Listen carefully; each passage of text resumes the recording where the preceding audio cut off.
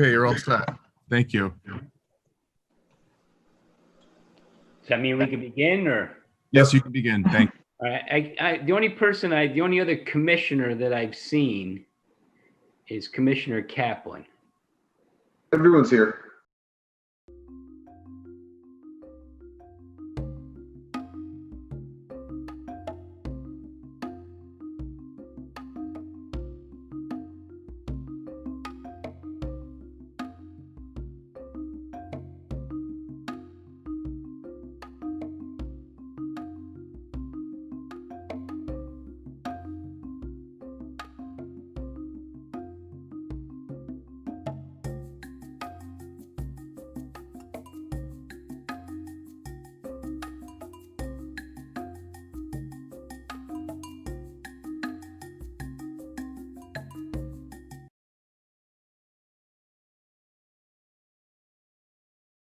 Tom Tarenti, Kevin Cornell, and we have Zoning Enforcement Officer Jack Demirjian and Administrative Assistant Tammy Trantalis.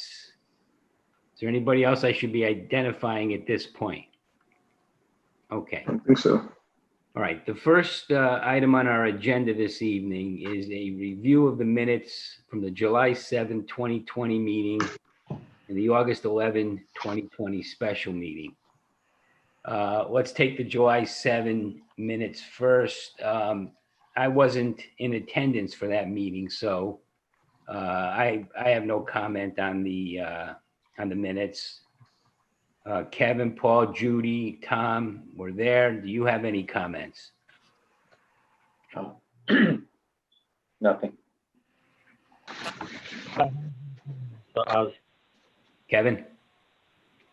I have no comment, sir. All right.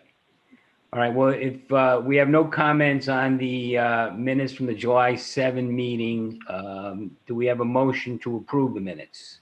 So moved. All right. We have a motion to approve. We have a second. Second. All right. So the motion's Paul Kaplan, seconded by Judy Smith. All those in favor signify by saying aye. Aye. Aye. All right. And I abstain. Aye. I abstain, Tammy. Okay. Okay, got it. All right, Thanks. next are the minutes of the August 11, 2020 special meeting. Has everyone had a chance to review them? Yes. Yes. All right, I had a few comments, Tammy. Okay, On page 1, just past the middle of the page, it says, review of the minutes from the July 7, 2020 meeting and the August 6, 2020 special meeting. Chairman Valenti stated that he was not. okay. You're right. On the next page, under the 824 referral, municipal improvement request, Mhm. abandon Neenan Road east of Smith Farm Road. Chairman Parenti stated that this 8-24 referral municipal improvement corresponds with the application for 329 Smith Farm Road by, instead of and, by Gyroscope. Oh, okay. And then in a number of other places, it refers to the town of Orange abandoning Neenan Road. But more accurately, it's just a small portion of Neenan Road. Okay. So on the next line, stated that this request by the town of Orange to abandon, and you should insert a small portion of Neenan Road. Okay. Or we said,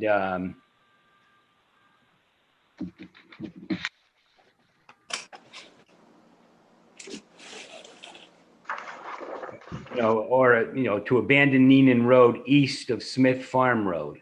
All right. You could either whatever you Okay. whatever you want to do there. All right.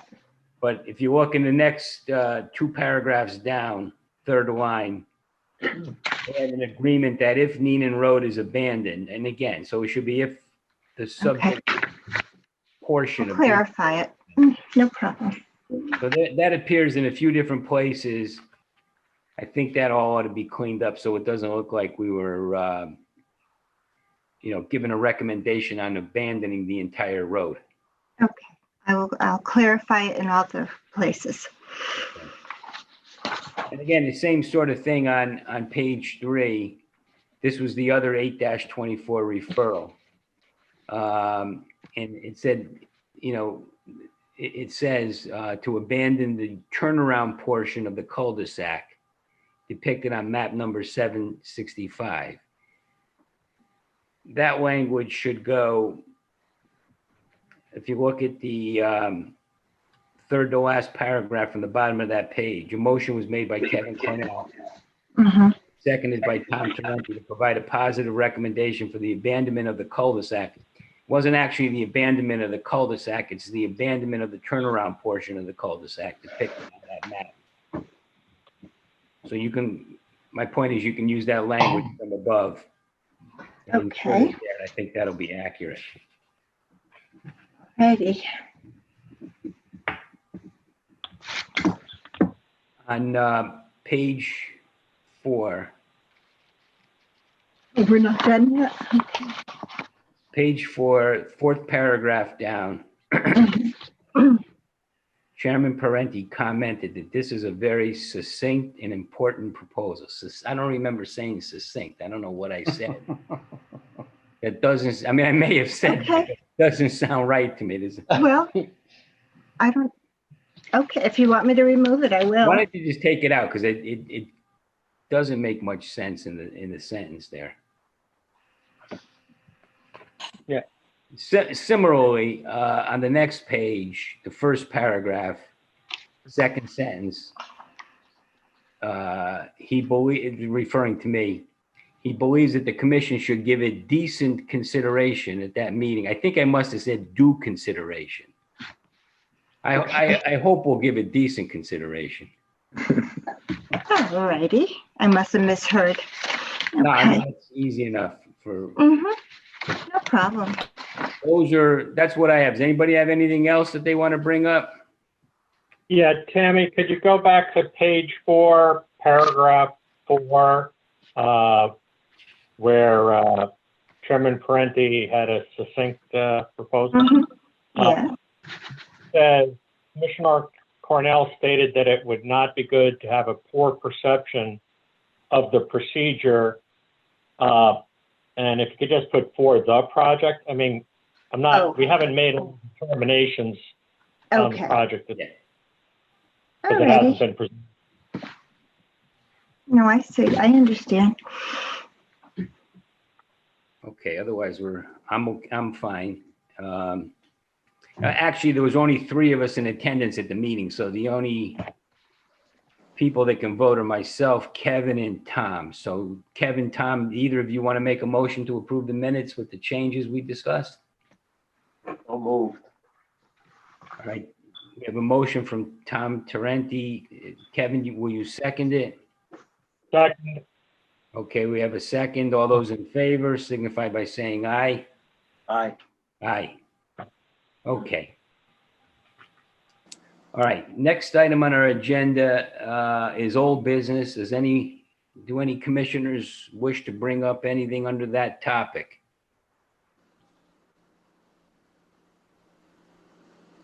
Okay.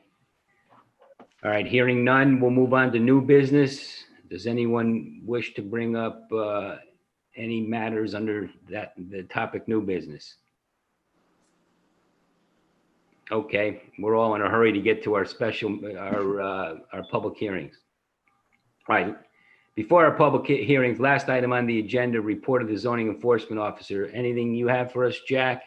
No, I'm going to keep it short and sweet tonight. I don't have anything really to get out there right now. I do want to bring up that possibly at the next meeting, without a packed agenda, I would like to go over the verbiage for Airbnbs that we've kind of floated around for a little while now, haven't quite found the right time to do it. And I also want to bring up, we've had some calls, recently, but, also in the past as well about propane tanks and generators. And there's actually really not much in our regs that touch on them and setbacks or placement or anything that really, gets down to it. So I just wanted to possibly discuss putting something in or getting the commission's general thoughts about including something that has propane tanks and generators and any regulation with them, just so I can be a little more clear when people ask me about them. Okay. But again, not necessarily tonight, but maybe at the next meeting when we have a little more time on our hands. All right. Do any commissioners have questions for Jack at this point? No. All right. All right, then I guess at this point, we can move to our public hearings. Paul Kaplan, I hope you have a copy of the notice. Do I do? Okay, would you please read the notice for the I record? can. To appear one time on Tuesday, July 21st, 2020. Am I reading the right one? No. Nope. No. Hang on. Here we go. To appear one time on Tuesday, August 18th, 2020. And one time on Monday, August 24th, 2020, the Orange TPZC Notice of Public Hearing. Notice is hereby given that on Tuesday, August 25, 2020 at 7 p.m., the TPZC will hold a special online Zoom meeting to conduct a public hearing on the following. Site plan application for the property known as 329 Smith Farm Road, parenthetical, map 32, block 5, lot 4, close parenthetical, Smith Farm Road and map 32, block 5, lot 5, Smith Farm Road, map 32, block 5, lot 6, Neenan Street, and map 32, block 5, lot 7, and Neenan Street extension submitted by Gyroscope Development Group, LLC, a proposed residential community that will qualify as assisted housing pursuant to CGS Section 8-30G, with 7 buildings and 92 parking spaces to be tied into existing sewer system. Second, petition to amend the Orange zoning regulations and zoning map submitted by Gyroscope Development Group, LLC, to amend the Orange zoning regulations to create a new La Scana Assisted Housing District, Article 25, I think it is, and to rezone the parcels at 329 Smith Farm Road, map 32, block 5, lot 4, Smith Farm Road, map 32, block 5, lot 5, Smith Farm Road, map 32, block 5, lot 6, Neenan Street, map 32, block 5, lot 7, and Neenan Street extension to the new La Scana Assisted Housing District. An application for special use submitted by Connor and Melanie Monk for property known as 434 Old Tavern Road. It's a request for larger ground coverage as per section 383, 260, 26I, is that? I think it's 26I 3A. Yeah. To construct a 28-foot by 36-foot garage. An additional request has been made for a waiver of the submission of a sealed site plan as per section 383, 117 B as in boy 1 of the Orange zoning regulations. Special permit application for the conversion of a single-family dwelling to accommodate an elderly apartment submitted by property owner John Hart for the property known as 470 Peck Lane to create an elderly apartment. A copy of this notice has been filed with the Orange Town Clerk. Additional information is on file in the Orange Zoning Department, dated in Orange, Connecticut, this 12th day of August, 2020. Okay, thank you, Paul. All right, let's start with item number 5 on the agenda. This is the application for special use submitted by Connor and Melanie Monk. Properties at 434 Old Tavern Road, and it's at the corner of Narrow Lane too, right? Is the Yeah. applicant with us? Yeah, I'm right here. Okay, hi Connor, how you doing? Good. How's it going? Good. Excuse me, Ozzy, it's Tom. I recuse myself from this application. That's right. Tom, you mentioned that to me. Tom is not going to sit with us or not going to sit, participate in the discussion or in the decision. All right. Connor, do you want to tell us about your application?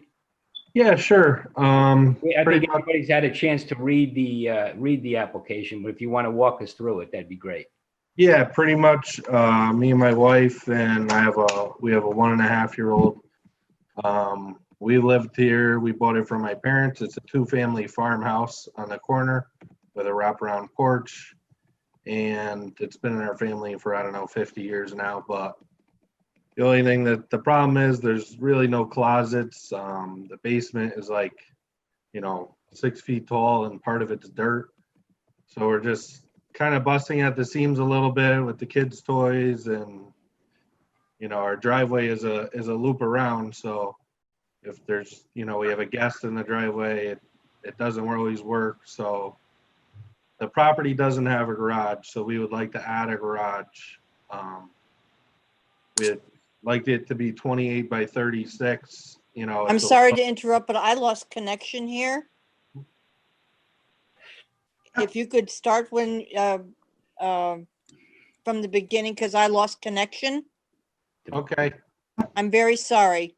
No problem. Yeah, I was just saying that we bought this house from our family. It's been our family for about 50 years, from the Knights and the Monks.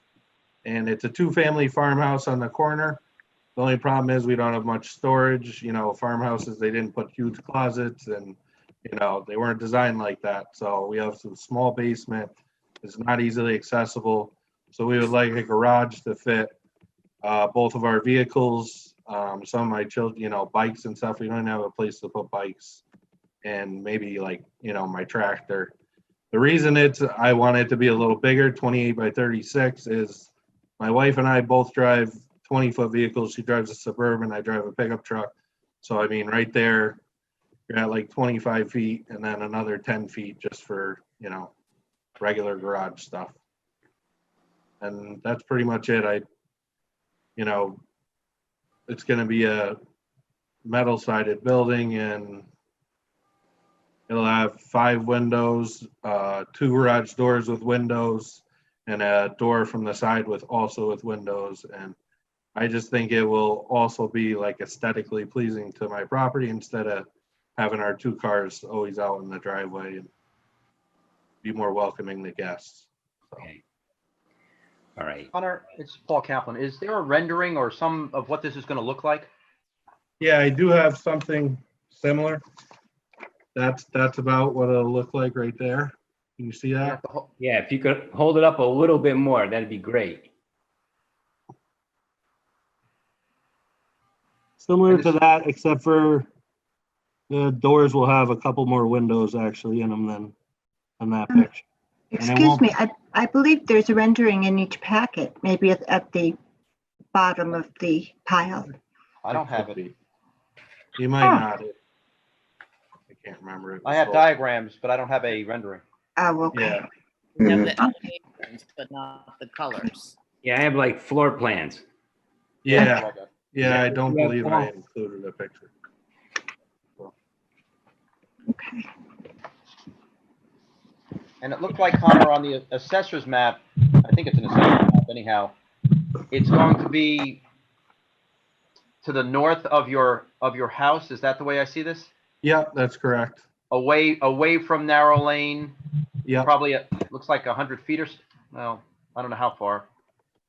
I'd say roughly about 100 from the road, because the 100's, yeah, maybe 75. And also about 50 feet from Old Tavern. Yeah, so yeah, I guess with the 25 setback and 28 wide, it'd be about 50 feet from Old Tavern and 100 feet from Narrow. And that setback from lot 3, 26 feet. Yep, yeah, Jack, that complies, right? I mean, that setback requirement there It was does. Has to be 25 minimum. 25? Correct. All right, so he shows it as 26. Is everybody looking at the same thing I'm looking at? Yeah. That Yeah, it does look like the assessor's map, but. Well, let me ask this question first. The applicant is asking for a waiver of the submission of a sealed site plan,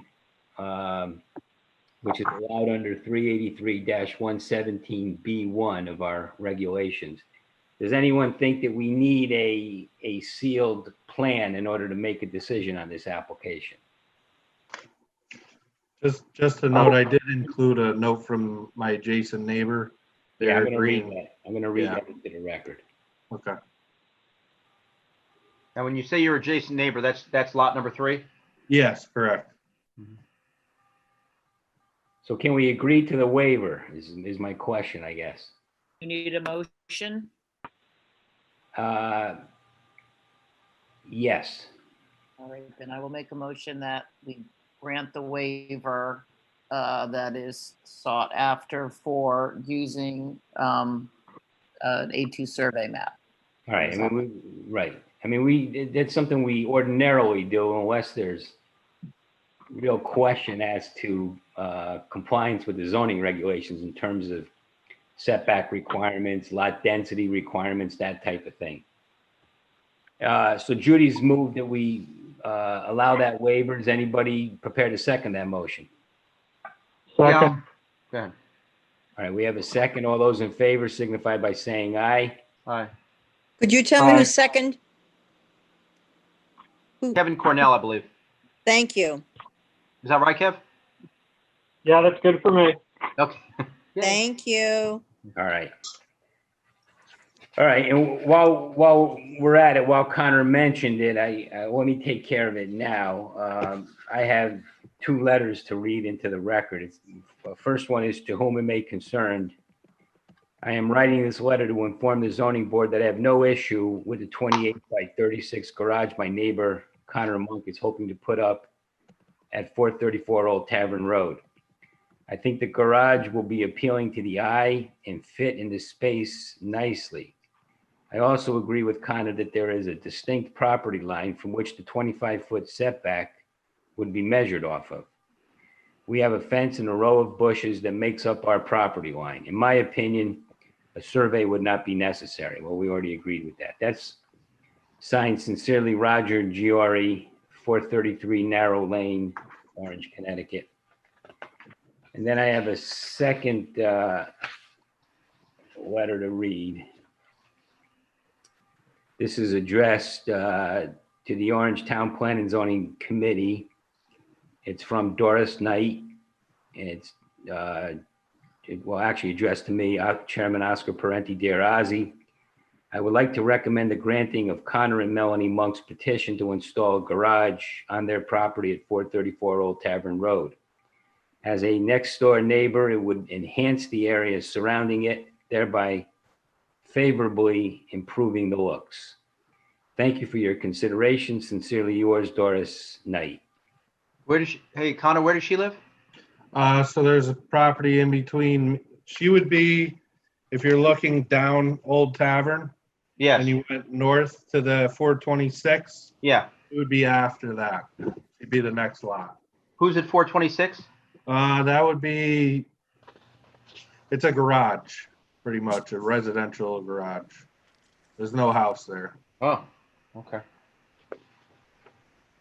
It's owned by my 2 uncles and my mother. No, that's okay. And it looks like on the, again, I'm just going from the assessor's map is all I have to work with.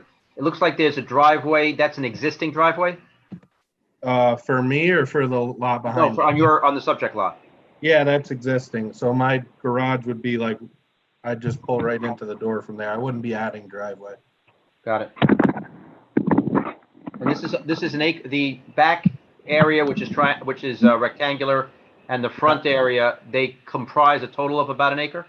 Yep. Yeah, that's why they're made that way, because originally these 2 were one property for Red Bush Farm, and they were split up. Thank you.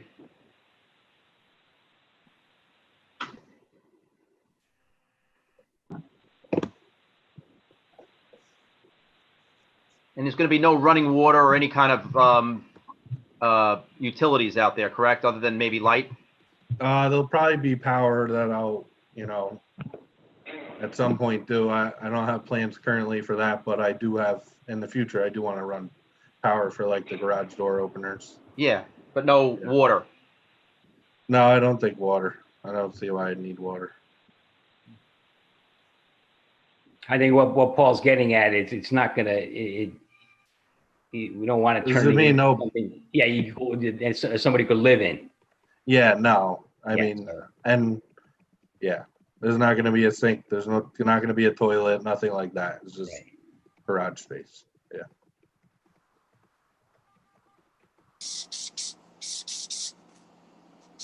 Any other questions for the applicant?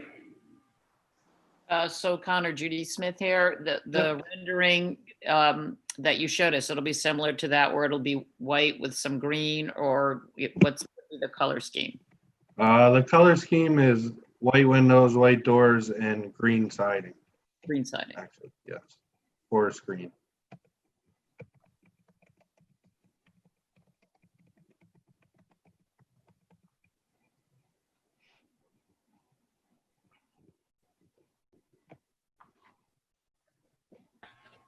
Jack, we have, I see, it appears that we have sign-offs by the municipal department heads, Correct. the sanitarian, town engineer, inland wetlands, you signed off as the inland wetlands. Mm-hmm. Any reason that the fire department needs to see the application, or? No, they don't usually take a look at this. Okay. So, And they reviewed the plan, they've approved it without comment. correct.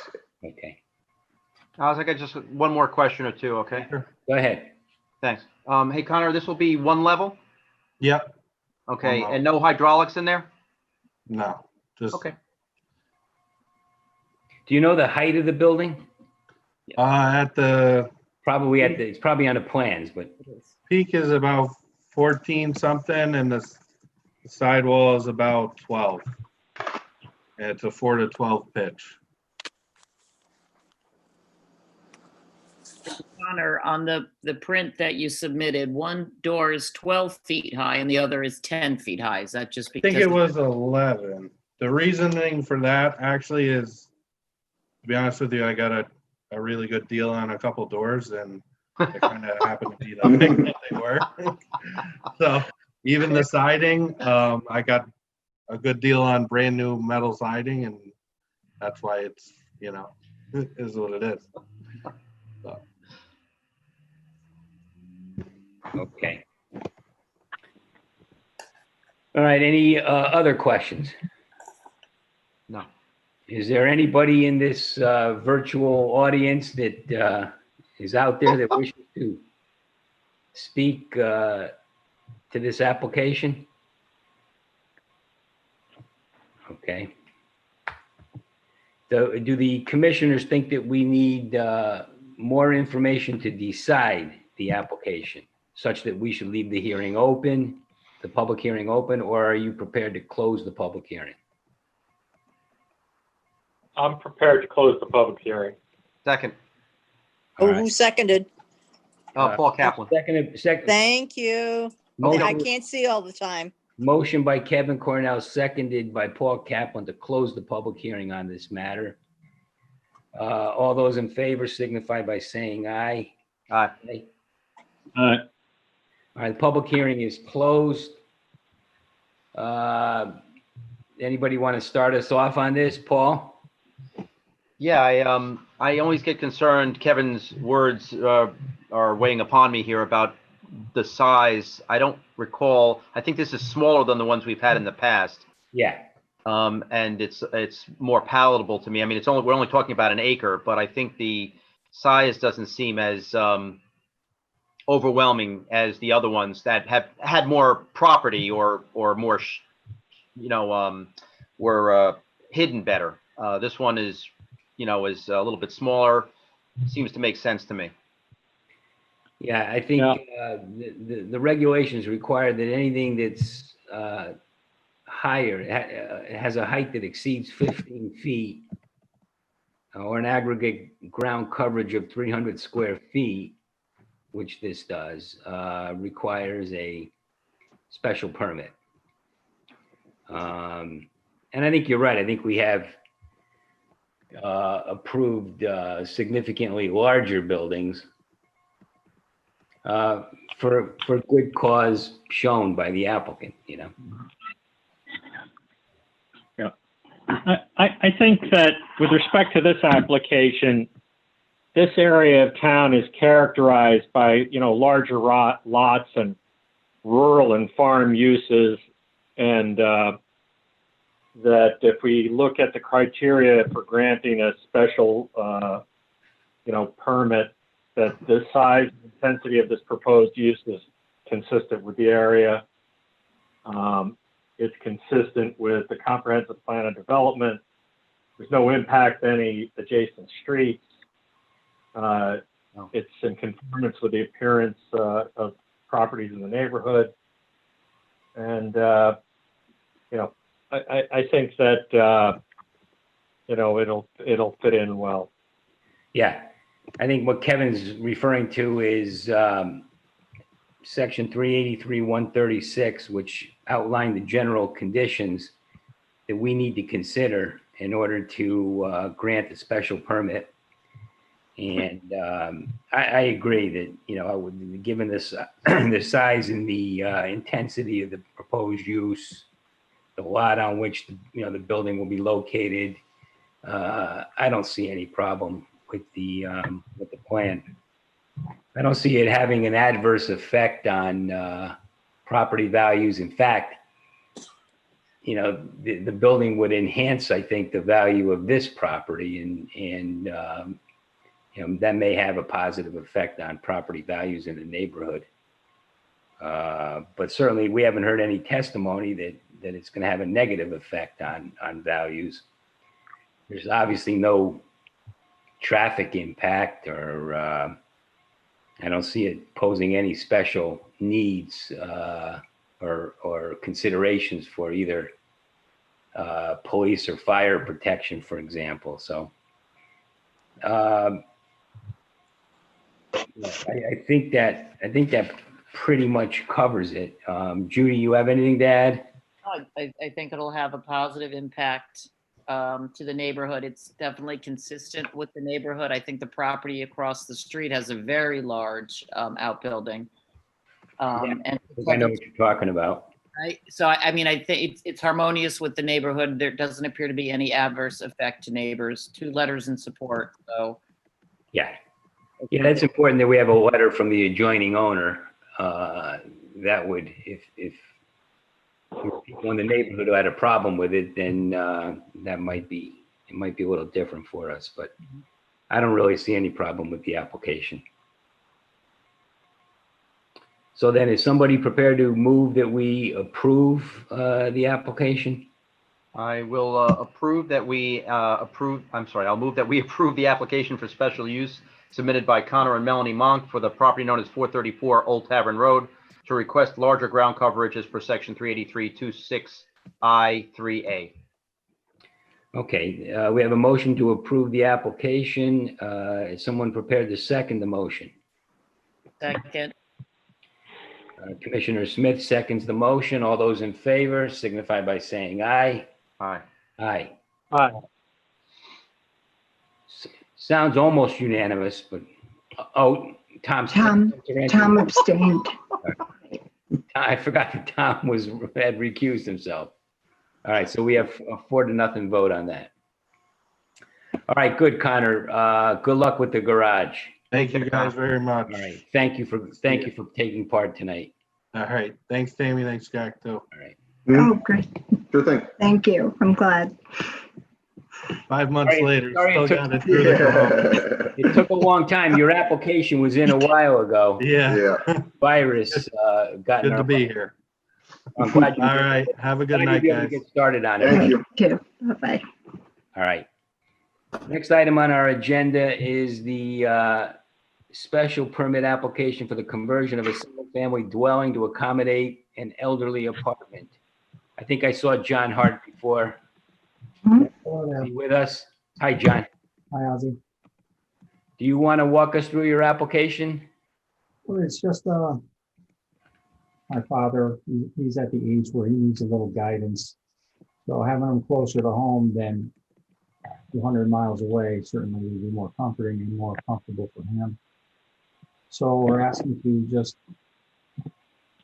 redo above the garage, no exterior changes. To the existing building. The access to the elderly apartment is through existing doors, correct? Correct.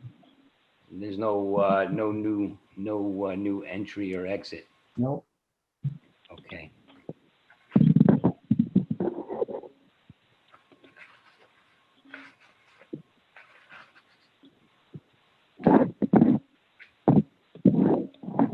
Well, any questions? Commissioners have any questions for Mr. Hart? I'm sorry, it's Kaplan. Did we get sign-offs on all the department heads? We did. Okay. Hey, John, it's Paul Kaplan.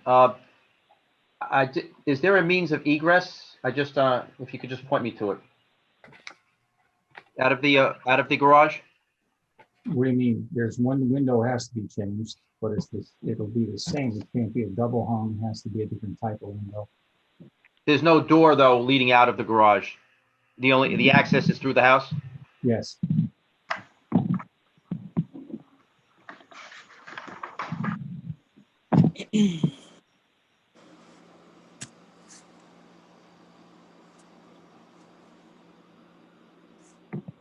What our regulations say is that all means of ingress and egress from the front of the structure must be limited to existing doorways.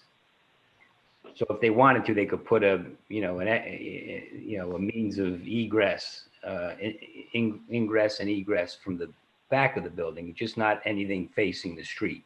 Mm-hmm.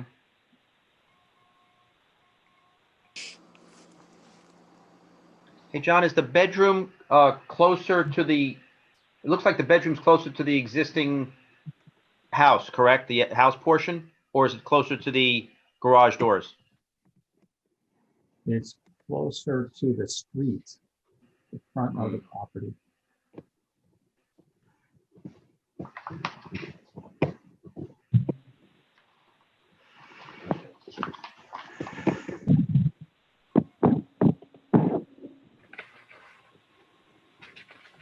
I see. The garage juts out past the house. Correct. I see. And the elderly apartment is above the garage. Yes, Right. entirely. Oh, above the garage. All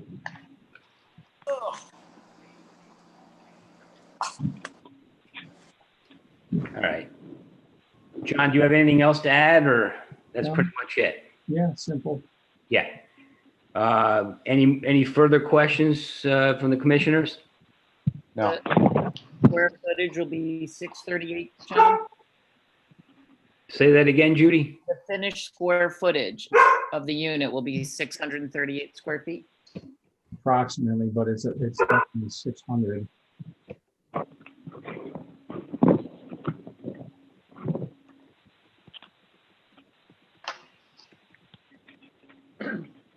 All our regulations say, Judy, is that each dwelling unit created shall contain not more than 900 square feet of floor area.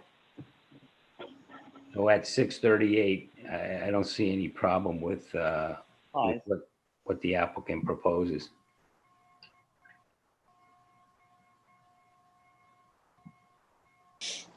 All right, is there anyone in the virtual public who wishes to comment on the application? I don't know if how we would. Am I asking the right question, Jack? I mean, can somebody participate, or? Somebody could have, everything was noticed for a couple weeks. I definitely didn't hear anything from anybody about this or the previous application. All right. So, Okay. All right, then. do the commissioners feel we need any more information in order to decide the application, or are you prepared to close the public hearing? I'll move that we close the public hearing. All right, we have a motion to close the public hearing. Do we have a second? Second. Sounded like Kevin or Tom, right? Tom. Tom. Wait, Tom Tarenti seconds the motion. All those in favor signify by saying aye. Aye. Public hearing closed. You know, on this application, I think, you know, based on the application, I mean, I think the applicant fully complies with 383-140, which lay out our special standards for converting a single-family dwelling to accommodate elderly housing.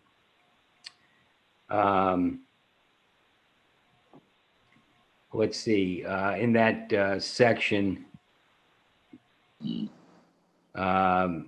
the elderly apartment has to be completely incorporated within the existing structure. So the language is incorporation shall mean either completely within an existing principal building or added to an existing principal building, but it's got to be one, fully connected, not as in, for example, being attached by a breezeway or a porch. It's got to be fully incorporated into the structure. It's got to be on a lot that's at least 30,000 square feet. This lot is over 40,000 square feet based on the assessor's records. That's part of the application. The dwelling in question must be owner occupied during the duration of the special permit. And I guess we didn't ask that question, but Mr. Hart is certified in his application that he lives there. Mhm. And by every January 31st, he needs to make that certification that he is occupying it, that it's owner occupied. At least one dwelling unit shall be occupied by a person 55 years of age or older. John's father is 80. And let's see, what else? Floor area, not more than 900 square feet. This is 638 square feet. And as I said, before every January 31st, the applicant has to present to the commission a certification that that one of the occupants in the building is an elderly person. So, Jack, you'll have to follow up with that. I mean, I'm sure Paul had a methodology for keeping track of that stuff. Mhm. But for all those reasons, this obviously, is in accord with our plan of conservation and development, in that it encourages other ways of providing for elderly housing in the community, I would suggest. Anybody have anything to add? Ready to make a motion?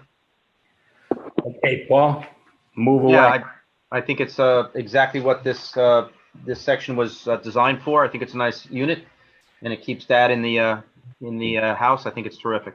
Anyhow, I'll move that we approve the special permit application for the conversion of a single-family dwelling to accommodate an elderly apartment submitted by John Hart, 470 Peck Lane.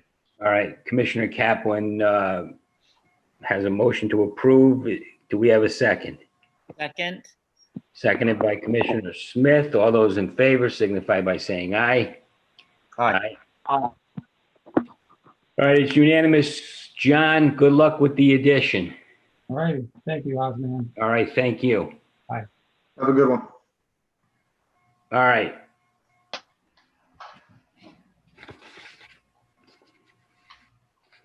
All right, now for the highlight of the evening.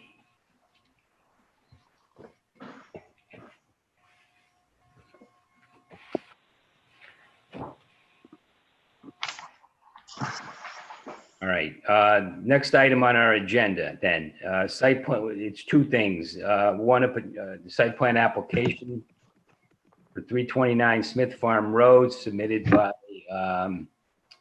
Gyroscope Development Group. And the second item is a petition to amend the Orange zoning regulations in the zoning map, also submitted by Gyroscope Development Group LLC. And it's to amend our regulations to create a new La Scana Assisted Housing District, which will become, if approved, Article 25 of our zoning regulations. Is the applicant in attendance? Yes, Mr. Chairman. All right. Would you please introduce yourself for the record? Absolutely. My name is Andre Gomes. I'm an attorney at Shipman and Goodwin in Hartford here on behalf of Gyroscope Development Group. Okay. And if you would, I know we got sort of a late start tonight, and my plan, I didn't cover this with the other commissioners, but my plan was to allow sufficient time this evening for you to present fully your presentation with respect to this these applications, and then allow for public comment. And I'm sure that we will have probably taken up a couple hours doing that. And then it was my hope that we could leave the public hearing open and reconvene on the matter at our next meeting, which is next Tuesday, first Tuesday in September. I guess it's September 1. Just to allow us time to, digest everything you've presented this evening. And if we don't require any further input, we could close our public hearing at that time and then deliberate and put it to a vote. So does that sound okay to you, or? Again, for the record, Attorney Andre Gomes. Mr. Chairman, we're more than happy to continue to the meeting on September 1st. I'd suggest that the commission hear our presentation tonight, hear any potential public comments, and then decide at that time whether the public hearing needs to remain open. Of course, if it does, we can certainly push till the following meeting, but I'd suggest the commission decide. We have a pretty comprehensive presentation and set of application materials. I'm sure you do. Okay, well, let's get started. The floor is yours, even though there's no floor here. But The virtual floor. the virtual floor. Again, for the record, Development Group, I'm an attorney with Shipman and Goodwin in Hartford.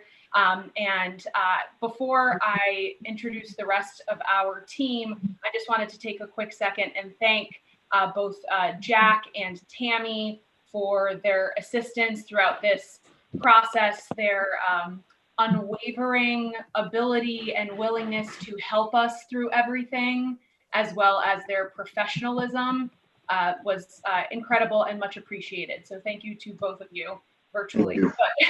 Thank you. Thank you. So with that being said, I'll introduce. Well, glad to hear we've been so helpful. Beyond, Mr. Chairman. So with that, I'll introduce the rest of our team. Again, I feel like we're Brady Bunch or Hollywood Squares here. With us from Gyroscope Development Group, we have Carol Martin and Bruce Whitaker. We also have, there we go, we have the waves. We have Brian Baker, our engineer from Civil One. We have Katie Haas, who's a landscape architect with William Kenny Associates, LLC. Paul Bailey, our architect with Paul B. Bailey Architect, LLC. We have Michael O'Rourke, who is with us tonight. He's a traffic engineer with Hardesty in Hanover. He's here tonight on behalf of Michael Galanti. And then lastly, we have Jay Soltis. He's an LEP with GeoQuest Inc. So that rounds out our team. Before I get into the substance of our application, Mr. Chairman, I'd just like to take care of a couple of housekeeping matters, just for the record. As the commission knows, the reason we're here virtually is as a result of Governor Lamont's executive orders 7B and 7I, provides municipal commissions with the authority to meet virtually and to conduct public hearings virtually. It also modifies various public notice requirements, including allowing the notification of a public hearing to be posted on the town's website. So here, the original public hearing date, public hearing notice was correctly noticed on the website, but We also, the town, and again, a huge credit to Jack and his team, and noticed this meeting as well, both by posting notice on the website and by publishing the notification of this meeting in the New Haven Register. So we've complied with the required notice requirements. I will also note, Mr. Chairman and members of the commission, that we did file our zone change map as well as the proposed text of our regulation amendment with the town clerk at least 10 days in advance of the original public hearing date as required by state statute. And then last but not least, I'll just run through some of the materials that we've submitted, which again, thanks to Jack, have been posted online and are available for everyone's viewing. We started this process by submitting a substantial package on July 2nd, three-part package. It consisted of what I'll call our zoning application booklet, which was a bound booklet. There was a second booklet that was bound, and it was an affordable housing needs memorandum and some accompanying exhibits regarding the need for this type of housing in Orange and surrounding towns. And then we also submitted the plans. Since then, we've submitted numerous additional materials, including a revised survey to correct the lot lines. There was just an anomaly in our original survey, so we corrected that for clarification of the record. And again, the zone change map, which we filed with the town clerk, that's been uploaded to the town website as well. Mr. Galante submitted on, I think it was July 22nd, accident data, which had not previously been made. We had not received it by the time we filed our application, so he submitted that additionally into the record. We also have comments from the fire marshal and our response there too. And then more significantly, on August 18th, we submitted a supplemental materials package, which really our intention there was to update the commission in writing on a couple of outstanding items, including coordinate approvals. And for example, the memo at tab 1 summarizes the numerous changes we made to the plans in response to the comments we received from the fire marshal, the town engineer, as well as some comments from the neighbors. We included a copy of the decision of the Inland Wetlands Watercourse Agency, the letter to the fire marshal on behalf of Gyroscope that I'll get into just shortly. And then finally, our narrative response to the town engineer's comments. And then last housekeeping item is the PowerPoint presentation, which I will be attempting to share on my screen in just a moment, was also submitted into the record and posted online. And it's not any new information there. It's just excerpts of previously submitted application materials. So with that, I'm going to do my best to share. And did that work? Thank you, Jack. Yes. Appreciate it. So I'm just going to share this, a couple of slides, and then after my portion of the presentation is done, I will hand it over to Brian Baker because he'll get into some of the more technical aspects and he'll be sharing the same similar slides on his screen. So I'll move to this slide. There we go. Summarize the property that we're talking about here. The site is comprised of 6 separate parcels here that together consist of located in the residential zone. The cutout or notch to the top of the site plan or to the east of the property lines have fallen, but as the commission will see, we've designed around that, and we think we've designed around it quite well. There is one existing single family home on the site that will, with the exception of Neiman Street Extension, which I'll get into in just a moment, Gyroscope is under contract to purchase all of these parcels. So again, this single family home will be demolished. The 2 adjacent homes along Smith Farm Road will remain, and they will be protected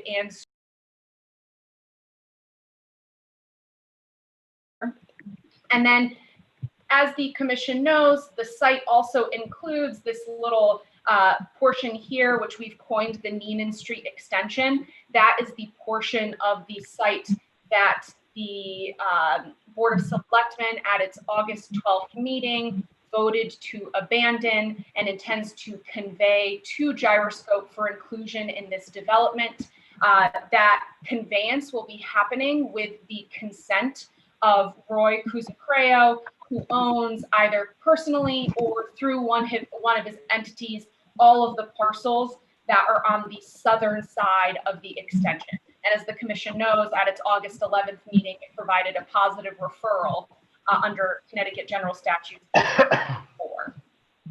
So with that general background, and I have the site plan up right now, Gyroscope's proposal entails the construction of 46 rental units in 6 separate buildings, plus this community building in the center here.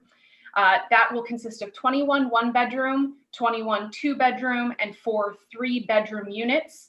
And a minimum of 75% of those units will be preserved for moderate and low-income households. So Gyroscope will receive financing for this community by submitting a low-income housing tax credit application to the Connecticut Housing Finance Authority. Those applications are usually due early November, and anyone involved in affordable housing can tell you it's quite a competitive process. Essentially, the federal government creates tax credits that are awarded or allocated to affordable housing developers based on a competitive point system. Those developers then sell the tax credits to investors and use the proceeds to fund the construction of an approved affordable housing community like Lascana Homes of Orange. And this proposal will provide real affordability in Orange. As I noted, we included with our original package in early July an affordable housing needs memo regarding the need for this type of housing in Orange and surrounding towns. The material in that package, there's quite a bit there, but it indicates that as of 2018, the median home price in Orange was approximately $384,000, and the median gross rent was $1,810. The proposed rents here for the Lascana Homes of Orange community, net of utilities, will range from $330 to $1,060 for the affordable units. The market rate units will be approximately $1,500 per month and up. So this application is a little bit different in that it was filed under Connecticut General Statutes 830G, as all of the notices indicate, which is Connecticut's Affordable Housing Land Use Appeals Act. 830G actually celebrated a birthday in July of this year. It's been effective for 30 years as of July. And since its inception, about 170 applications have been submitted under 830G. And across the state, affordable housing developers have been successfully creating over 15,000 affordable housing units within that time frame. My colleague, Tim Hollister, who unfortunately couldn't be here with us tonight, has been incredibly involved in about 2/3 of those applications. So he's done some incredible work throughout the state. And Andrea, do you take questions as you go through or no? It's up to you, Mr. Kaplan. We can certainly. I just wanted to know the prospective sizes of the 1-bedroom, 2 bedrooms, and 3 bedrooms. I will ask. Paul Bailey is on. Paul, do you have those? I'll wait for Paul to come up. That's okay. Okay, not a problem. Paul will address that during his presentation when he discusses, I think, more specifics. Thank you, Mr. Kaplan.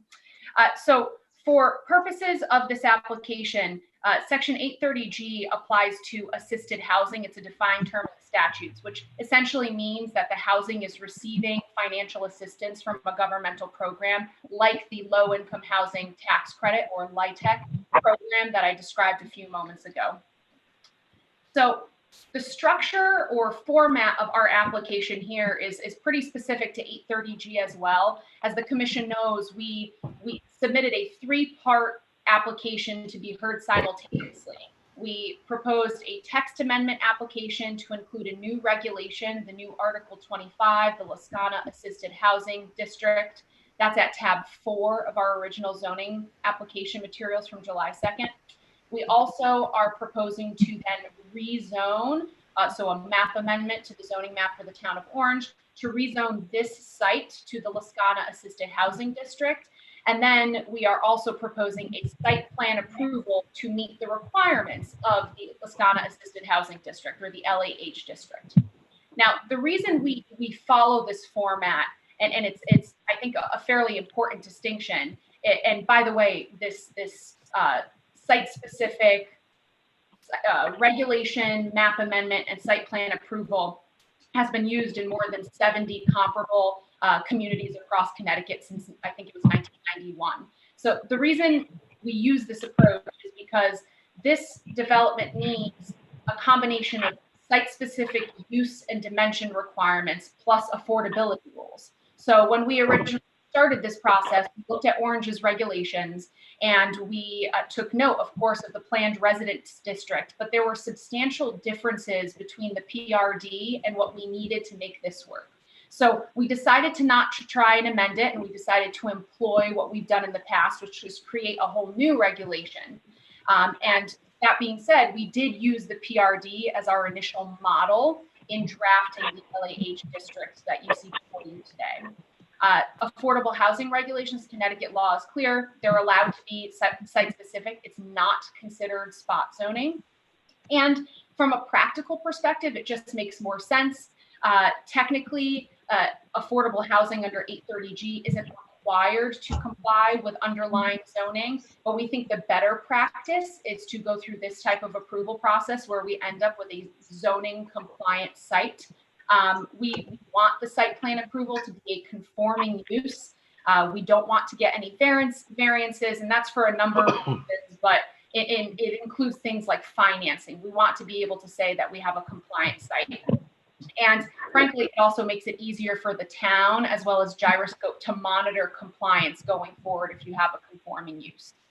So since we filed our application on July 2nd, and frankly, even before then, our team's been quite busy securing a variety of coordinate approvals and talking to the different town departments. The coordinate approvals are summarized again at tab 1 of that August 18th supplemental materials package that I spoke about earlier. But I'll just summarize them here quickly so the commission is aware. On July 14th, we received our wetlands approval from the Orange IWWC. The approval was posted on the town website. It's also included again in our supplemental application package from August 18th. On July 23rd, the Orange WPCA referred our proposal to the West Haven Water Pollution Control Commission, the WPCC, which is required by virtue of an agreement that Orange has with West Haven. The WPCC in West Haven hasn't yet convened for a meeting since that referral, but in discussions with the West Haven city engineer, he indicated in an email to Gyroscope that he did not object or see a problem with our proposed flow from the Lascana community. But ultimately, what we suggest to the commission, and this happens all the time, the commission here can make the Orange WPCA's approval a condition of approval for Gyroscope's applications. And the proposed condition of approval, short and sweet, again, is at tab 1 of our supplemental materials package. On July 13th, we received traffic commission approval with respect to Fire Marshal Vincent. Our team met with the fire marshal to have a discussion about the proposal and to get some feedback. As I noted before, we had received some comments. We responded to those comments.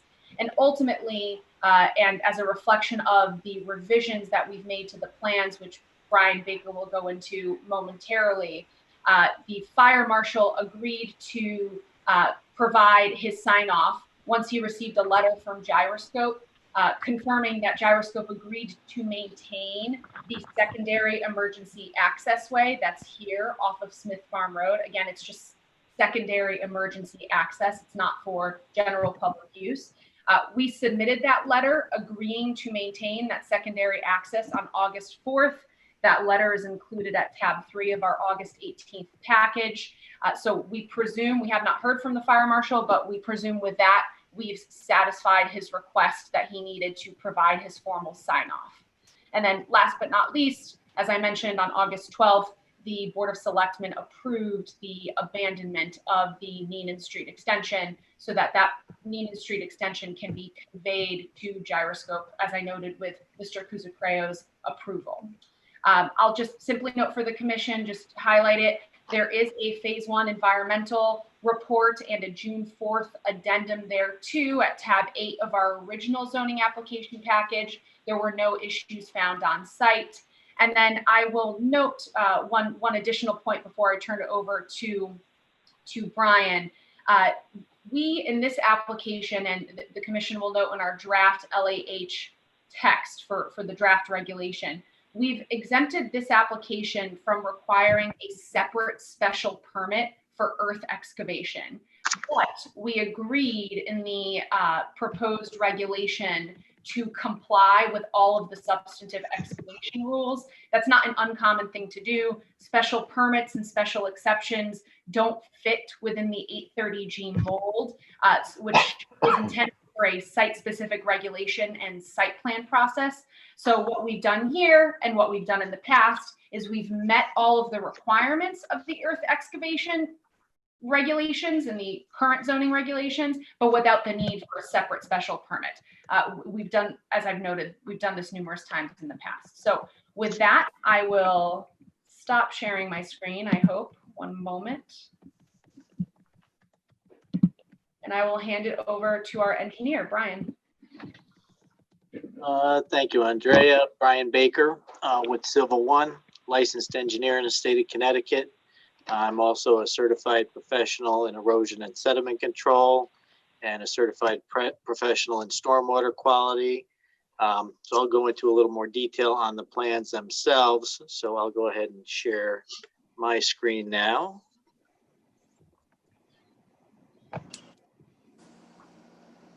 Everybody see that? Yeah. All right, great. Okay. Okay, so we'll start off with the existing condition survey, which is sheet SV1 of your site plan set. Okay.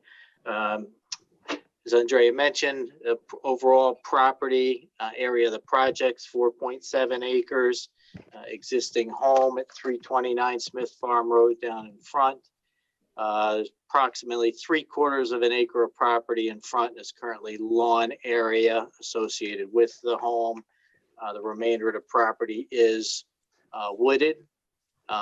We do have 2 wetlands areas in the corners of the property here in the eastern corner and in the northern corner. Those wetlands are associated with, it's basically a continuous system that goes around the eastern portion of the property into the Trout Brook, which goes into Silver Brook, and then ultimately crosses Smith Farm Road through a 48-inch pipe down here next to the intersection with Sybil Road. As mentioned, Wetlands has given us approval for the few activities that we do have within the 100-foot wetlands regulated area. There is also floodplain on the property. You see the AE here is the 100-year floodplain and X being the 500-year floodplain. We are not proposing any activity in those areas. Regarding the upland soils, all the upland soils, meaning the non-wetland soils on the site, are well-drained soils. They're type B soils. They're deep sand and gravel with low groundwater table. So they're perfect for stormwater infiltration, which is what we're proposing for our stormwater system. And I'll get into that in a little more detail. Slopes on the site are relatively gentle. Get a high point of around elevation 117 here in the center of the property. And the site slopes gently towards the wetlands area at grades that average 3 to 5%. So really flat when you, as far as development goes. In addition to, noting that these were type B soils from the USDA web soil survey, we went out on our own on March 11th It's a good time of the year to go out and make sure that we're getting accurate groundwater elevations. And we did 17 test holes throughout the site and infiltration tests, and we did confirm that we have deep sands and gravels throughout the site and good infiltration rates. Shift over to the site plan sheet here. As mentioned, we have 46 units in 6 multifamily buildings and a community building in the center. Private access drive was coming in from the southern portion of the site in the old Neenan Street right-of-way to service the site. Again, due to the relatively flat grades through the site, this driveway as it comes in is only at a 2.5% grade, really flat, which is good for drainage, winter maintenance. Construction will be relatively easy. Limited cuts and fills, again, based upon the slopes that we have on the site. So the site will be served by this main access drive. We do have parking areas adjacent to the buildings, as well as some provided for the community building here. We're providing standard pavement through these darker gray areas as indicated, and then permeable pavement for stormwater infiltration through the parking spaces in the front of these buildings D, C, and B in these areas. And the water will go through that permeable pavement. And then we've got an 18-inch deep stone reservoir under the parking, which basically is how we're going to detain and infiltrate the groundwater through the back into the existing ground.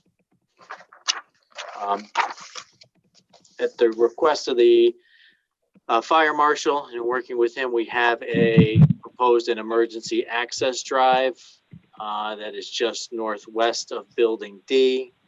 It is proposed to be, we had some back and forth on the design, and it was resolved that we're going to use what's called a grass pave or reinforced driveway. So it's basically a plastic mat that goes down and has cells that are filled with topsoil and seeded. So looks like grass, looks like lawn area, but it's capable of handling the traffic for the fire marshal. We also did prove out the fire turning movements for all of the largest fire truck, ladder truck that they have in Orange. So we're able to satisfy his needs with this emergency access drive. We're proposing throughout the site pole mounted lights to light the site, which are only going to be 16 feet tall. We have 30 of them. There'll be LED directional lights, so they'll basically be able to be focused down onto the areas they're supposed to light, the sidewalks and parking areas, and not have any light trespass onto neighboring properties. We'll talk a little about the stormwater management system.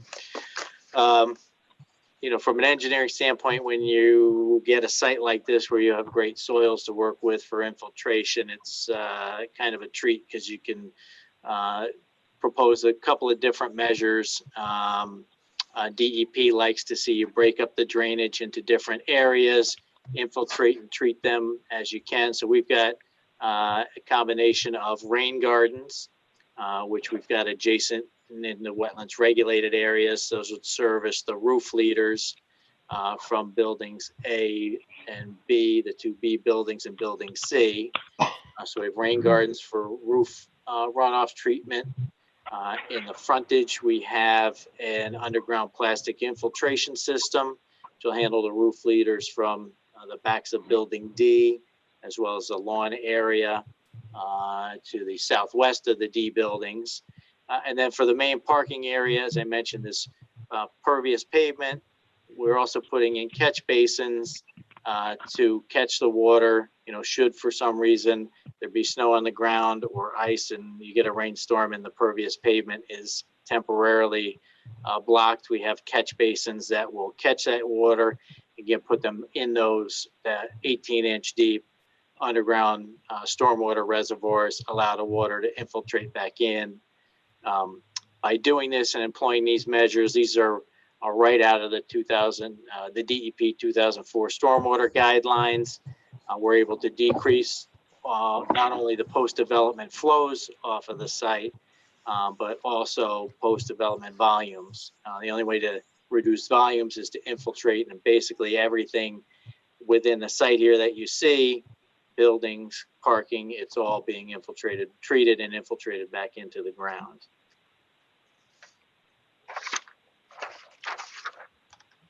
For erosion and sediment control, our guiding document is a 2002 DEP erosion and sediment control manual, which basically has a threshold of a maximum of a 1 acre drainage area. You can use silt fence for your protection. All the drainage areas that we have going out to the wetland areas and towards Smith Farm Road are under that 1 acre threshold. So we will have silt fence at the limits of disturbance. In the area that is closest to the wetlands here along the eastern side of the development, we also back that up with staked hay bales. We also have construction entrances, or a construction entrance, which is basically a stone riprap pad at the site entrance. So the main site entrance will also be used as the construction entrance. So that'll be the main curb cut coming into and out of the site for all construction vehicles during construction. And then we have shown some temporary soil stockpiles here. Again, just to indicate that we have area to stockpile soil during construction as we need to, and be able to do that outside of the wetlands regulated area and away from Smith Farm Road. With regards to earth excavation and grading, as I mentioned, we're really able to, for the most part, follow grades for the development, which minimizes the overall earthwork associated with the site. We have approximately 4,650 cubic yards of cut and 4,100 cubic yards of fill, so relatively balanced. A little bit of material coming off, 550 cubic yards coming off the site. The site is in conformance with the general standards and conditions of the earth materials removal and excavation section of the zoning regulation, which includes things like providing proper drainage, erosion and sediment controls, not processing material on site. We're not proposing to process any of the material. So overall, as I mentioned, it's going to be a relatively easy site to grade and to provide erosion and sediment control for. Phasing, because it's a small site, phasing is relatively simple. We're going to do it in basically 2 phases, which would be your main infrastructure first and foremost. So you're cutting in of your roadways, driveways, installation of utilities, and basically getting a binder course down on the roadway area. And once the site is stabilized and all the rough grading's been done, then phase 2 would be construction of the actual buildings themselves. Regarding utilities to service the site, we're going to have, as mentioned, we've worked with the WPCA and the existing sanitary sewer in Smith Farm Road is further to the south. So we need to provide an extension, about a 300-foot extension, which will go in the shoulder of Smith Farm Road, and be able to provide gravity sanitary service for the entire site. So we don't need any pump stations or pump systems. We'll be served by gravity, again, heading out towards Smith Farm Road, which ultimately heads out towards Boston Post Road. We do have, and then there's the water lines coming from the opposite side. At the north end of the site, there's an existing water main which stops near the intersection of Whitewood Road. That's going to be extended across the property frontage and into the site to service both obviously fire suppression and domestic water service for the site. As part of the working with the Regional Water Authority and our discussions with the Inland Wetlands Commission, they asked, since we would be bringing the water right past these two adjacent properties in front of us, if we would be willing to stub out laterals to those sites for potential future connection, because they're on well and septic currently. So we've agreed to that and provided that on the plan. So that would be basically stubbed out to the property lines. So should either of these property owners require or want to hook up to water service in the future, it's already there for them. No work in the road would be required. They just have to pay for the connection from that stub to the house, and then pay whatever connection fee, Regional Water would require.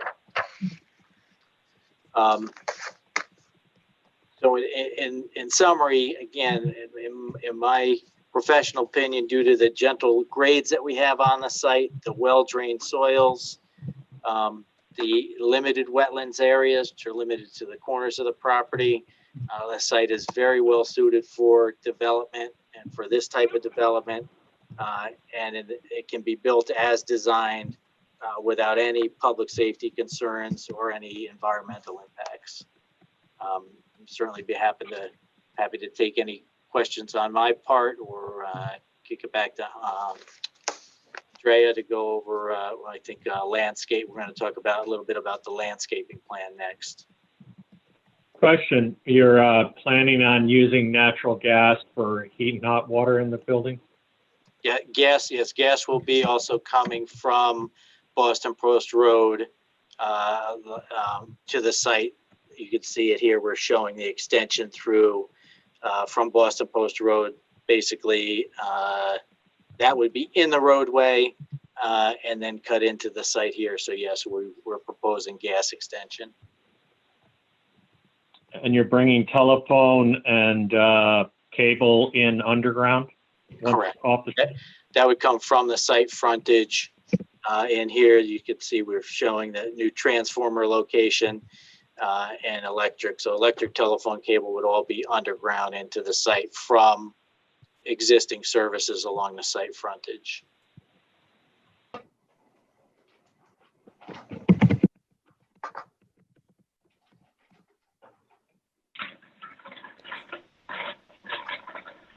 Okay, for the record, this is Andrea Gomes. Thank you, Brian. If the commission doesn't have any additional questions for Brian at this time, Brian, would you mind on-screen sharing so that I can put our landscaping plan back up? There you go. Thank you. Thank you. So I'm just going to go back to our presentation and we'll ask Katie to, ooh, there we go. Can everybody hear me? Hi. Good evening, Mr. Chairman and the Commission. My name is Katie Haas, and I'm a licensed landscape architect in the state of Connecticut. I'm here tonight representing William Kenny Associates, an ecological and landscape architecture firm located in Fairfield, Connecticut. Our firm is comprised of wetland scientists, soil scientists, landscape architects, and arborists. Our firm assisted in the planting design and wetlands assessment for the proposed development. To expand on Brian's comments about the wetlands, our firm mapped part of the wetlands on the property, completed a wetlands assessment, and assisted in obtaining the wetlands permit. There is no proposed work within the wetlands mapped on the north and eastern portions of the property, and very minimal work is proposed in the regulated upland review area. I'm going to talk a little bit about the planting plan, the landscape plan now. To break down the planting plan design, the proposed consists of 5 parts or sections. The streetscape along Smith Farm Road, the perimeter plantings, the parking area, the building foundations, and environmental plantings. The streetscape plantings along Smith Farm Road consist of a low wall, flowering trees such as native choke cherry tree, and perennial plants that add seasonal color and curb appeal. The perimeter plantings proposed along the northwest section of the property consists of evergreen trees and a 6-foot fence with the primary purpose of screening. Plantings around and within the parking area include a variety of shade, flowering, as well as evergreen trees. Plantings around the building foundation is a layered planting of trees, shrubs, and perennials that positively highlight the architecture of the building and provide seasonal interest. Lastly, the plantings along the north and east of the property are planted primarily for environmental purposes, particularly related to restoring the wetlands naturalized buffers. And just to sum up my part of the presentation, though it was brief, all plantings have an aesthetic purpose on the site. However, I would like to highlight that the proposed plants also have an ecological function, as all the proposed species are native to our area. Thank you, and if anybody has any questions, I'd be happy to address them. You mentioned the fence along the southwestern boundary. Can you just describe the fence and the plantings in a little more detail? Sure. So along the western and I believe it's the western and northern, the northwest section of the property, between the residential houses and our property, we're proposing a dense hedge of green giant arborvitaes as well as Norway spruce. And in addition to that, we are also proposing a 6-foot screening fence to provide some screening. How high, it's Paul Kaplan, how high are the arborvitaes? At install, they'll be 8 to 10 feet high. And what height do they grow to? They grow to about 40 to 60 feet in height. And after the first winter, the bottom 5 feet will be gone from the deer to another. Right. The green giant arborvitae is known as a deer resistant variety. Do the deer know that? That being said, you know, deer do browse, but I'm sure Gyroscope will take extra precaution to make sure that the new plantings are protected from deer. Well, yeah. Plus you have the fence anyway, right? The fence, yeah, it's located on one side of the fence.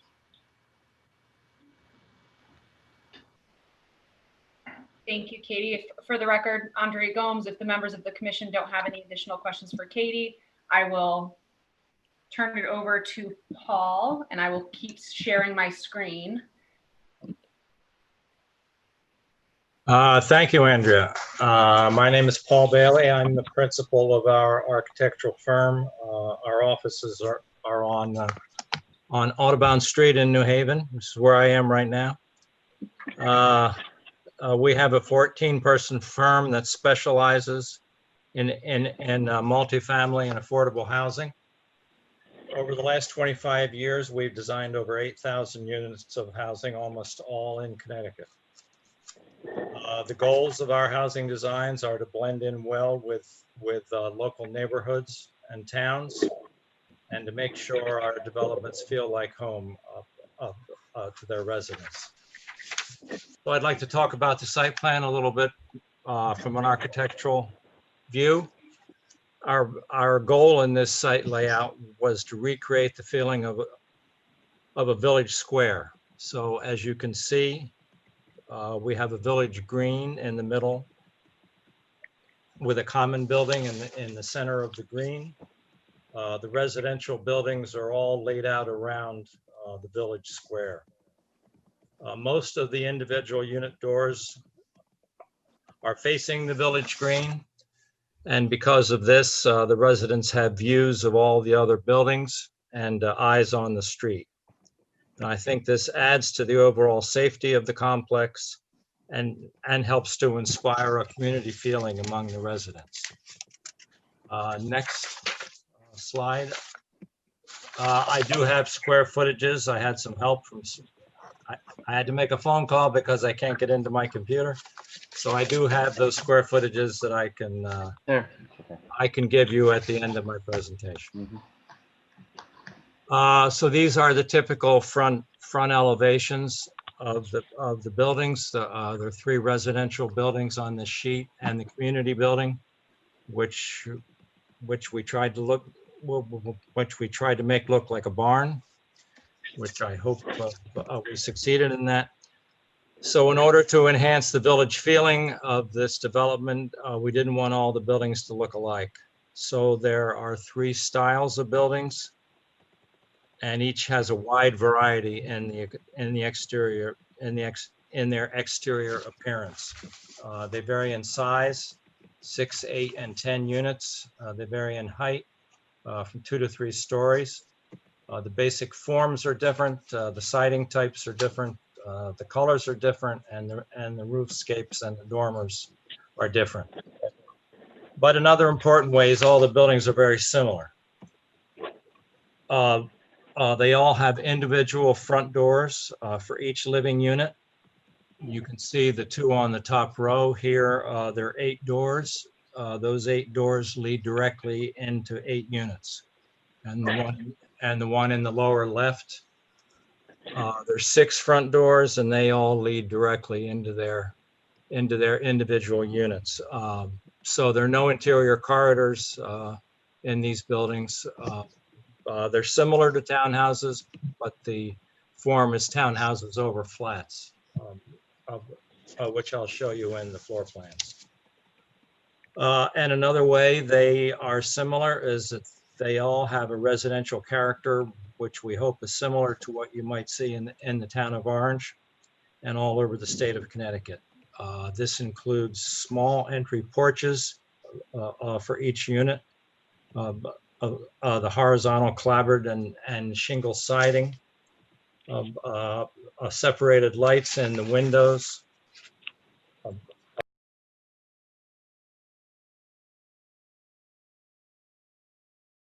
trim and details, and a mix of historic colors on the siding and the doors and the roof. So now we'll talk, next slide, we'll talk about some features of the building units. It's probably a good time to tell you the square footage. So we have flats and townhouses. The upper 2 floors are townhouses. The lower floor is a flat. So the 1 bedroom flat is 800 square feet. The 2 bedroom is 1,400 square feet. The 3 is 1,410. As far as the townhouses, I'm sorry. Did somebody say something? All right. I think you heard me flipping a page, Paul. Oh, okay. Sorry. I thought I was hearing things for a minute there. The 2 bedroom townhouse is 1,620 square feet, and the 3 is 1,685 square feet. That's a typical. They all vary a little bit. So, yes. Question? Oh, must be Does some this- interference. I'm sorry. Cornell, Yes. What? Sorry. Does this layout allow you to meet the ADA accessibility guidelines for the apartments by providing all the first floor apartments are for the accessible tenants and the townhouses are not? That's correct. All the first floor units are handicap accessible, and we have 1s, 2s, and 3s. They're mostly 1 bedrooms, but there is a 2 bedroom and a 3 bedroom on the first floor. And they're all handicapped accessible. So the residents can age in place. Which was what I was going to say. So does that answer your question? Yeah. So to explain the townhouses over flats, well, we have 3 floors shown here. The top one is the first floor. There are 4 flats there, and you can see the 4 stairways in the front. So as you enter the door there, you're in your townhouse. It's a private stairway. You walk up the stairway, then you're on the 2nd floor. which is the middle plan. And that's the living area. It's an open plan in the living area. And then you continue up the stairway to the upper level of the townhouse, and you're in the bedroom floor. Some other features of the living units is they all have state-of-the-art energy efficiency in the heating and air conditioning systems, the lighting fixtures, the plumbing fixtures, and all the appliances. They also have a unique feature which the owners have added, and that each unit has a home office area and a built-in desk, either in an angled, in a window bay or elsewhere on the floor. So you can see on the second floor, you can see the bays in the back of the unit in the kitchen area. You can see the built-in desk. On the first floor, you can see one on the left end. So every unit has that. So let's look at the next page, which is the elevations of that building. In the upper left is the front elevation, which you already saw on the previous page. Then under that is the rear elevation. You can see the dormers for the bedrooms on the roof, the 4 dormers, and under the dormers are the bays for the home office. So you can see. So I think even the woods has a nice view of the building because of the articulation of those things. The fronts all face inward, so those are the more prominent. And we tried to articulate the ends of the building too. The one on the upper right, we have a high ceiling and a fan light window in the dining room on the first floor. And on the opposite end, on the lower right, we have another home office bay. Next slide, please. So this is a smaller building. It's 2 stories. This has 6 units. There are 2 flats on the upper floor and there are 4 flats on the lower floor. I'm not going to go into that in detail, but that's more of the variety of the plans and elevations. And these all have the home office desks built in these also. The next slide is the elevations of this smaller building. So this building has a face on Smith Farm, and the back face is on the village square. So we tried to make them both look like fronts. And you can see on the ends, we have some articulation there too, so that all 4 sides of this building look good, we hope. And then the last slide is the community building, which, as I said, is in the center of the village square. The plan is in the upper left. We enter in the front doors in the lower right. To the left is the exercise room and a multi-purpose room. To the right is the common room, which opens out to the right to a terrace. And then if you continue left, there are 2 offices for the property managers. And then farther left, some nice pointing here. Thank you. The farther left is a maintenance shop and maintenance storage for the development. Then the elevations are on the bottom. And since this is in the middle of everybody else, we wanted to make all sides of this building have an interesting look and look different. So we have some high windows and the public spaces on the 2 upper elevations and the lower left elevations. And there you can see the 3 sets of doors that go out to the terrace. And then at the lower right, we have the maintenance area.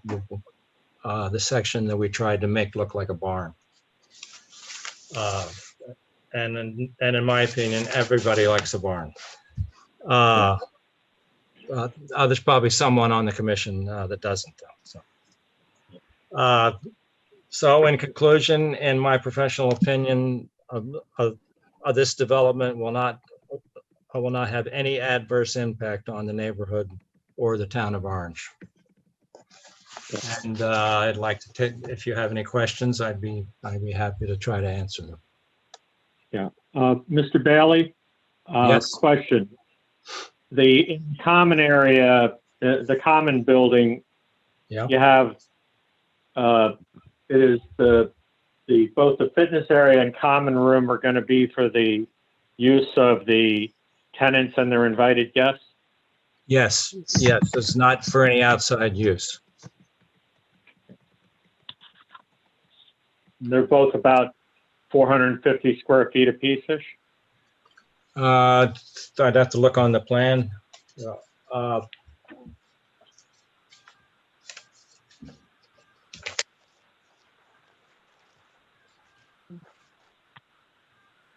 Yes, the fitness center is about 20 by 20. The common room is a little bit bigger.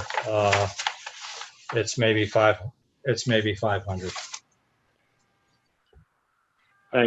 Are these buildings designed specifically for this site, or have similar, have you designed similar buildings for other projects in Connecticut?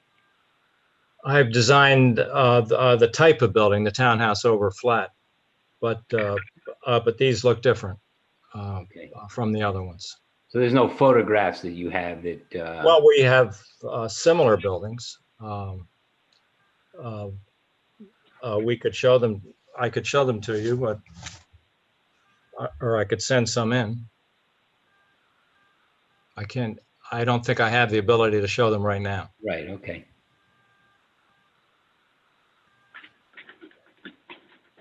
Well, I wouldn't mind seeing it, just if it's similar. I mean, if they're, if it's not really representative. Well, it's a similar concept in that it's they're 3-story. They have townhouses over flats, and they have a residential look. Yeah, it might be. I don't know. It might be helpful to have a photograph, some photographs. Sure, I can do that. So for the record, Andrea Gomes here again. If the commission doesn't have any other questions, I'm just going to turn it over to Mr. O'Rourke to discuss traffic. Michael, I will advance the slides as you direct me.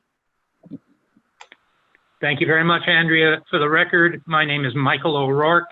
I'm a licensed professional engineer in Connecticut and a senior traffic engineer for Hardesty in Hanover, office in Fairfield, Connecticut, and we completed the traffic impact study. What you see in front of you is a slide depicting the site location map and identifying the 3 intersections where we collected traffic data in June. Andrea, please. This next slide indicates the number of travel lanes on Boston Post Road, Smith Farm Road, and also at the intersection of Racebrook and Neenan Street, as well as speed limits and other operational considerations. This is all part of the information that we collected during our field surveys. Andrea. We collected traffic volume data at the 3 intersections I previously identified in June of this year. We also obtained traffic volume data from our files, historic data from both 2015 and 2018 for some nearby intersections. We modified that data in conjunction with some the information and direction from the Connecticut Department of Transportation, and increased the traffic volumes, the data that we had collected to reflect more normal times and conditions. And as you can see there, Smith Farm Road generally has approximately 50 vehicles on it during the AM peak hour and the PM peak hour.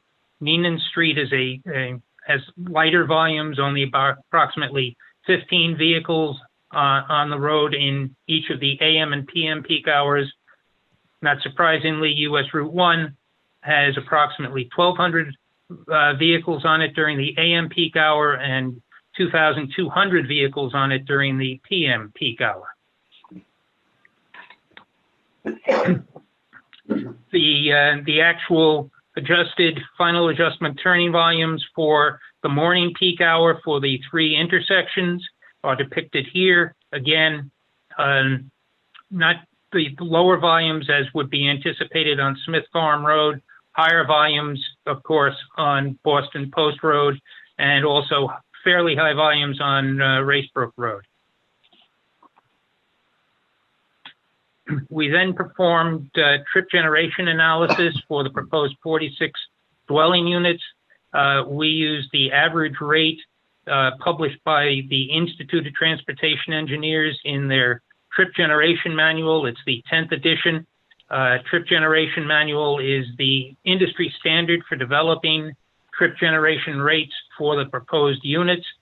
As you can see, during the morning peak hour, it is expected that the development would generate approximately 23 vehicle trips during the morning, and during the evening, it would be expected that there would be approximately 30 trips generated by the proposed development.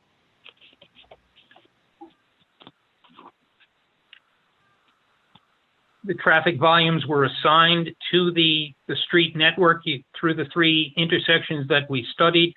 That information is depicted there. Again, traffic leaving in the morning and traffic arriving in the evening, which is essentially a reverse flow from there. Thank you. We performed a capacity analysis for the intersections that we studied. Levels of service are generally very, very good. These are the 3 intersections that were studied are all stop-controlled intersections, and we really do not anticipate that there would be major changes in level of service. There is only one minor change anticipated in the levels of service for this project, and that would result in a level of service C, which is still considered an acceptable level of service, and this is typical of what we see at stop-controlled intersections. What intersection to is sum that? it up, sir? What intersection is that you just described? We anticipate that at the intersection of Racebrook Road and Neenan Street during the morning peak hour, it's currently level of service B. We expect that it would become a level of service C. That's completely acceptable conditions. And we're talking about an increase in vehicle delay of less than 2 seconds per vehicle. This is something that would essentially not be noticeable to the typical driver. So what you're talking about is someone coming out, making either a right or a left turn onto Racebrook Road from Neenan. That's correct. It's already a stop sign controlled intersection. Again, we're adding only 23 vehicles in the morning and 30 vehicles in the afternoon, and there would be a minimal increase in vehicle delay and a barely noticeable change in service. Okay.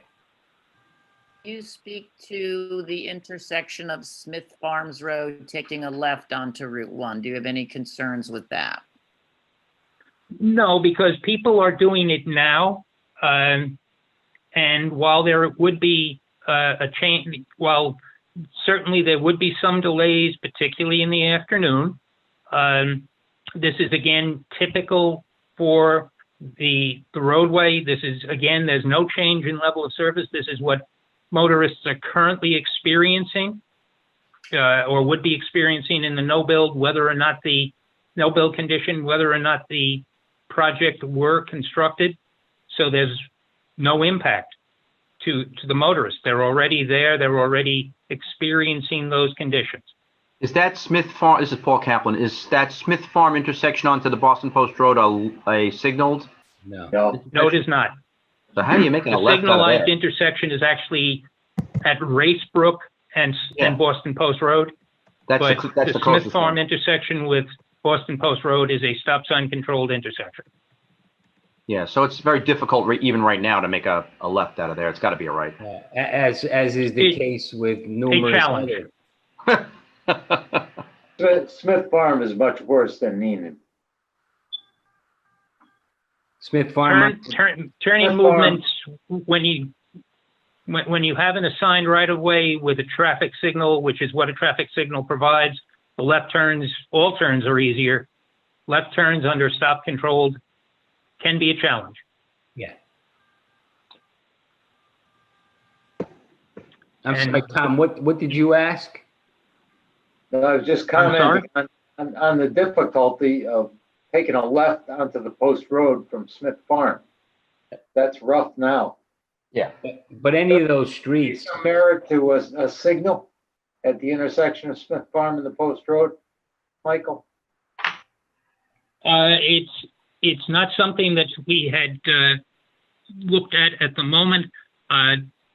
All traffic signals, as you know, require a signal warrant study. And given the low volumes on Smith Farm Road, I don't think it would meet a traffic warrant for the installation of a signal. The good news is that since Racebrook is relatively close by and there is a signal there, when there are gaps that are provided on in the traffic flow on Boston Post Road that would allow the left turns now and would allow left turns in the future. any other signal lights on Dogburn or Lindy or any of those other streets? Oh, Dogburn there is. Dogburn there is? No, Yeah. Dogburn, no. Dogburn's a stop sign, but it's right only, Paul. Yeah. There's no left. Correct. Yeah. Okay. And I think that's precisely why. Right. But left turns are currently allowed from Smith Farm Road onto Boston Post Road. You go first. And if you were too challenged, you could go down Nina and wait at the Racebrook traffic light. Yeah. That alternative exists. Yes, it is possible to do something like that. That's a little rugged day in and day out, though, Kevin. Yeah. Listen, you can make a right from Smith Farm onto the Post Road. That's all.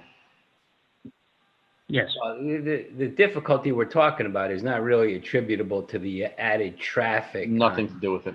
Yeah, no, I mean, it's just getting onto the Post Road is difficult. Yep. From whatever street you're coming out of. Correct. Michael, did you have any, did you work on the regulation as it relates to parking on the site? Or is that someone else? We did look at the parking, and the regulation is for 1.25 spaces per dwelling unit, and we provide sufficient parking. We provide more than sufficient parking to meet that requirement. Right, but what I was getting at, I think I read somewhere that the town engineer had pointed out that the planned residential development regulations required 2 spaces per unit, 1.5 space per unit for elderly, age 62 and over. Can you I believe this actually meets the two parking space per unit requirement. I'm sorry, say that again. That we do meet the 2 parking space per unit requirement, 46 units, and I believe the site plan indicated that there were 92 parking spaces. It did. So we do meet the requirement. Of 2 spaces per unit. Mm-hmm. So does the regulation does the proposed regulation call for 2 spaces per unit, or is it? I thought it was 1.25. 1.25. Should we? Right. Should they conform? No, Ozzy, that's because they assigned 17 spaces to the common building. So if you look at the common building and understand that additional traffic's not coming in except when someone's having a party in the community room. You know, those 17 spaces will be added to the parking attributable to the units. So it actually averages out to be 2 per dwelling. Okay, but the regulation though, the standard is only it says 1.25 per unit. That is correct. And I guess I'm asking, should the regulation be worded differently? Maybe Attorney Gomes can comment on that. I don't know. For the record, Attorney Andrea Gomes, yes, Mr. Chairman, the regulation currently provides for 1.25 spaces per unit. That is the ITE standard for this type of development, which Mr. O'Rourke can speak to better than I can. If you don't mind, Mr. Chairman, I'm going to turn it over to Ms. Martin, who's going to speak a little bit about that, and she can speak to why we framed the parking for the way we did in the regulation. Okay. And I will stop sharing so that should have stopped and gotten off of everyone's screen if I did that correctly. Yep. Thank you. Good evening, everyone, and thanks for staying late with our public hearing. Really appreciate you volunteers. So I've been obviously doing affordable housing development, mostly down in Fairfield County in the last 10 to 15 years, and actually have true data from many of the establishments that I currently own and manage in my professional life. And, you know, we range from 1.15 parking spaces per unit up to 1.75. I've actually never constructed an affordable housing complex that has 2 spots per unit. And mainly, this is due to the fact that, you know, the affordability component really requires many families to only own 1 car. And in some cases, when we're targeting elderly and frail elderly, we have no cars. So we are typically on most of my complexes terribly overparked. So from a stormwater runoff and things of that nature really creates some environmental concerns. Having said that, you know, I did speak with, you know, council and did look at the existing regulations of the town of Orange, and being certainly very respectful because there's been some really good thought over the years of coming up with these regulations. So we did, you know, agree to 2 spots per unit, but I want to reassure certainly the members of this commission, we are terribly overparked, but want to be respectful, obviously, of the current town's parking space per unit goals. But again, I'm reading the regulations. Off-street parking shall be provided in the amount of 1.25 spaces per unit.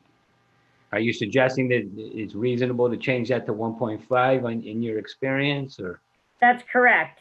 Okay. That's correct. But having said all that, you know, we're doing our best, right, to balance existing town regulations with actually how our properties operate. Okay. And want to provide, for lack of a better word, belt and suspenders so that folks are comfortable with, and I'll even go a step further. We actually control the number of cars per unit in our lease agreement with our tenants. And we typically allow 1 car per unit for 1 bedroom and 2 cars per unit for 2 and 3 bedroom units. And our leases control that. And granted, there's always guests and visitors, and certainly if someone in the complex, you know, certainly not during COVID-19, but hopefully post-COVID-19, where we can all get together and celebrate a birthday and use the community building to do so. You know, from time to time, there's going to be, you know, guests and visitors and aides, frankly, service providers on the property. But basically what we're proposing with the 92 spaces per our 46 units. Under our operations, we are terribly overparked. And so I just want to share that. And that's based on, the experience of operations of several communities down in Fairfield County. Right. Well, it seems like the number should be 1.5 because you have an equal number of 1-bedroom and 2-bedroom units, right? So if, the average would be 1.5, if that makes sense. For the record, Andre Gomes, Mr. Chairman, you're proposing to amend the regulation to 1.5 parking space per unit. Well, yeah, with the understanding that we can always reduce the parking required, as you've indicated in subsection B. I don't know. I mean, what do the other commissioners think? I mean, is that? I only raised the question because the town engineer seems to have raised that same question, right? And I think the answer to his question was 1.25 is going to work. And Mr. Commissioner, if I may, or Mr. Chairman, excuse me, if I may, and not to interrupt any of the other commissioners, for the record, again, Andre Gomes. And I think Mr. O'Rourke can speak to this, but we chose the 1.25 because that was the ITE standard for this type of development. Ultimately, we, again, as Carol said, with a belt and suspenders and recognizing the concern that the differential between the 1.25 and the proposed regulation versus I think it's the 1.5 or 2 in the PRD, we ultimately provided more parking, but the baseline in our regulation with which we comply and then some, we wanted to remain at the 1.25 just to reflect that's the appropriate parking. And if my colleague Tim Hollister could tell you we're here, he would tell you that these developments are very frequently significantly overparked in his 30 plus years of experience here. So we kept the 1.25 in the regulation to reflect what should be done on these properties, but recognizing the town's concern, the town engineer, we provided the additional parking to meet that 2 spaces per unit on site. Oh, okay. That was the reasoning there. Okay. And if I may, Mr. Chairman, again, this is Michael O'Rourke. Ms. Gomes is indeed correct. That is the basic ITE calculation for this type of development, 1.25 parking spaces per dwelling unit. That's the data that ITE has already collected and included in their parking generation manual. Thank you. Okay. All right. Kevin, do you want to chime in on this or am I?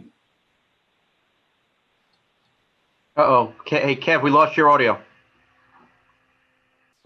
Sorry, in some respects, it's a moot point. We're looking at this in the context of a site plan approval that has a specific amount of parking on it that we're going to approve, and a regulation that only applies to this site. Property. Yeah, I agree. So, potato, potato. We got 2 spaces per dwelling unit, whatever it says in here. All right, I see what you're saying. Ms. Martin, if I could, Paul Kaplan, I just have a quick question for what has been your experience with the age makeup of the clientele? Sure. So, you folks know, but, we all live in town. The occupants are really driven by the community that you live in. And so if I, had to guess, we're targeting, obviously, folks that may need accessible units in the future. And we're targeting certainly young adults, one of which is participating, I think, in this meeting, that could use some affordable rental housing. So, we're pretty much 50-50 is normally where we end up between, I'll call folks, and I be careful because I'm fastly approaching this age, but folks at 62 and over, and, You and I both. Single adults and single adults maybe with 1 or 2 children. So that's really, our target populations. And I would say if I had to guess, we're going to be right around 50-50. Okay, thank you very much. So for the record, Mr. Chairman, again, Andrea Gomes, if I may, I'll just turn it over back, proceeding with my Vanna White-like organizational skills. I'll turn it back to Carol to discuss some last points, and then I'll just wrap up and conclude the presentation. So Carol, if you want to take it away. Yeah, sure. So, you know, we, how shall I say it? I certainly was very concerned about affordable housing in town. And for those of you that drive up and down Route 1, I live live around the corner from Smith Farm Road. And over the last several years, I've been watching our mobile trailer park disappear one by one trailer. And regardless of how you feel about mobile trailer homes, you know, we're losing our affordable housing at a time when, you know, I think our community really needs it for all sorts of reasons. And so I've been, you know, monitoring from time to time some of the other affordable housing projects that have been coming into town, and you know, really felt they were somewhat focused on affordable housing, but more focused on density. And what I tried to do basically with this concept is to sort of flip those goals and provide more affordable units with less density. And I hope tonight, after you have an opportunity to deliberate, you will see that, you know, our affordability plan is creating 70 units of affordable housing and 30 units or so of market rate housing. And I'm guessing most of the applications that have come for you over your tenure has been 30% affordable and 70% market rate. And not only that, but pushing the density. And I wanted to be proud of something that the town and a developer could do to sort of demonstrate how it gets done and can be done successfully, balancing creating enough affordable housing for the folks that need it here and not making density an uncomfortable issue. And so that's really how this came to be. And you know, I'm really happy, and over the years want to thank everybody on this commission, because it's a volunteer job and you guys probably feel with the hours you put in, it's full time. So with that, I just want to say thank you as a resident of the town, because you folks have done a great job over the years. Thank you, Carol. And thank you, Carol. For the record, again, Attorney Andrea Gomes. And I'll just add one thing to that, Mr. Chairman, if I may. As the commission may know, Connecticut General Statutes 830G provides for a 4-year moratorium for 830G applications if you're on the so-called 10% list. And it's essentially if a town issues enough certificates of occupancy for income and rent restricted units up to a certain level, then the town is eligible for a moratorium. Then that's calculated on a point system basis. And at tab 1, I believe, of our August 18th supplemental materials package, Carol and Bruce put together just a quick calculation based on the points that Orange would need and the expected points that the Lascana community would provide to Orange. And Lascana in and of itself gets Orange about 2/3, a little over 2/3 of the way there to the moratorium point threshold. So I just wanted to put that into the record. It is, again, written down in the narrative section at tab 1 of our supplemental materials. So with that, Mr. Chairman, I'll just conclude by saying, and I think I can speak on behalf of the team, it's been a pleasure working with the town. It's an application that we're extraordinarily proud of. I can speak for myself. We're all very proud of this, and we think it is a productive use of an otherwise currently underutilized site for a really great benefit for the Orange community. And Carol was speaking to the affordability. These are our public employees, our teachers, our first responders. These are the people who are frequently looking for affordable housing and cannot afford it in certain communities in Connecticut. So with that, we'd ask that the commission approve this and get Orange on the right path to meeting that goal. Thank you. Okay, thank you. Can you just curious, the name, the derivation of Lascana, the name? Bruce, would you kindly unmute yourself because you get full blame for this? Sure, Carol, thank you. So I'll really quickly, and thank you to everyone. I want to emulate what Carol said earlier. Is we really take pride in trying to serve the communities in which we live. I do not live in Orange, but I do fully support Carol's mission here. Lascana was a name that I came up with actually from my three girls. I've got 3 college-age daughters and a wife, and it's all about the empowerment of women. And Lascana is that. And my daughters hopefully will take over the operations of this particular site, because I do want the commission to know that not only is Carol and I going to be an owner, but we will be an operator of this site. We will not be leaving. Once it's built, we will be here forever. And we hope that our kids and family will be here forever and running it. And so Lascana is my daughters and Carol. So Carol and my wife are principals in the company, and it's all really about the women getting it done. All right, thank you. Just, as I said, curious about that. All right, so at this point then, Jack, what do we need to do to take comment from the public? Or the only person who expressed comments is Mr. Paul Davis, who's with us tonight. So if we could give him the floor and hear what he has to say, and that should be the extent of it. that would be great. Hi, Paul. Good evening. Mr. Davis. Yep. You care to comment on the application? I do have some comments that I would like to make. First of all, my address, 335. Oh, I didn't get that. Paul Davis. I didn't get that. I didn't hear your address. I'm sorry. Something hit something. 335 Yep. Smith Farm Road. Thank you.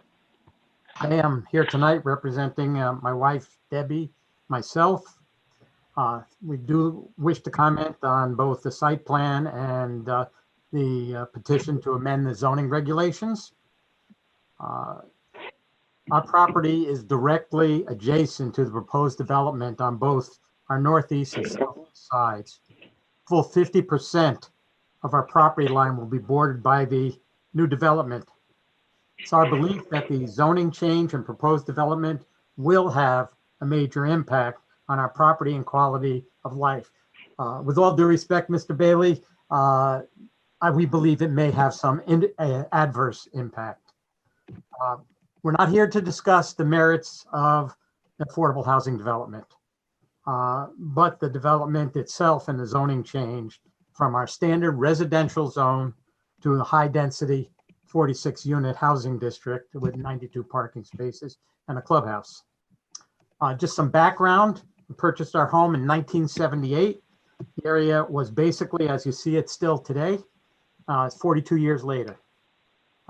We were aware of the zoning back then.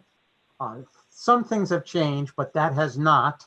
Our property was built on a very small lot back then, which was permitted. This was in 1955. We're on 1/3 of an acre. That includes both well and septic, which clearly is not acceptable anymore.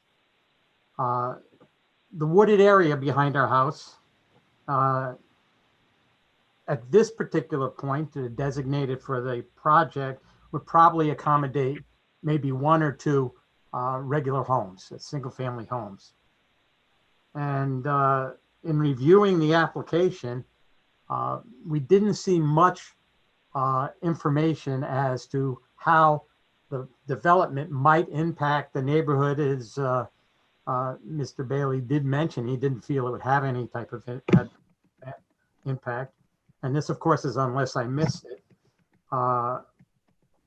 May be sometimes something that the commission want to consider for the future. There is a zoning change application, should be something that goes along with how it impacts the neighbors, specific impacts. Now, our concern is quality of life, privacy, property value, and our physical health. The application did mention one location on the property where the woods would buffer some private homes, but that's not our area. I do want to credit the developers. They have met with us on many occasions. We've discussed our issues. They've worked with us on trying to improve the plan to address our concerns. It's been helpful. Some of our concerns, which we feel the commission should be aware of, are still concerns. And they may also be applicable to our neighbors, but I'm not speaking for our neighbors. I'm just speaking for my wife, Debbie, and myself. I also have some things to share with you that I sent into Jack. We can, not as professional as you guys did it, but, you know, just taken with an iPhone. So if I could do that, Jack, we'll see that here.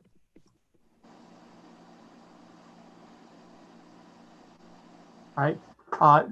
This is an aerial view of the site that's to be developed as it stands now. Over here, you see orange fence. This line represents the Neenan extension. This is my neighbor's house, this is a house to be demolished, and all of the rest of this wooded area is part of is where the development will be built. This is my house right here. You might notice there's even some wooded area between their house and my house.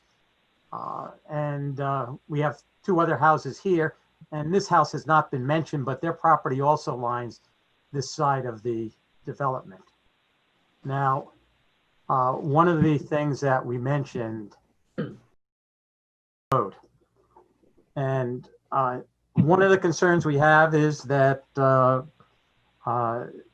as you can see, Smith Farm Road is not a very wide road. And to be very honest, Neenan is even more narrow. As you drive down Smith Farm Road, you can see there's some woods to the right and then a clearing where the house is. This is what my house looks like as you approach it. When the development is completed, approximately from this area on, there will be two buildings, approximately 115 feet long, rather than one single house. So to be totally honest with you, if you look at this and I'm driving down Smith Farm Road, I'm going to see two probably very nice looking, but they are still apartment buildings next to my home. And with all the people that I've spoken to that deal in real estate, that does have a negative impact on the value of your property. Back here behind my property, I had several acres of woods. Now we'll have a housing development. So that's another concern. Now, I don't mean to speak about the fact that we're all that much concerned about the value. We've been there for 43 years, and you know, every house can be sold, and the value of it may change. I don't know what exactly is going to happen there, but do have the concern.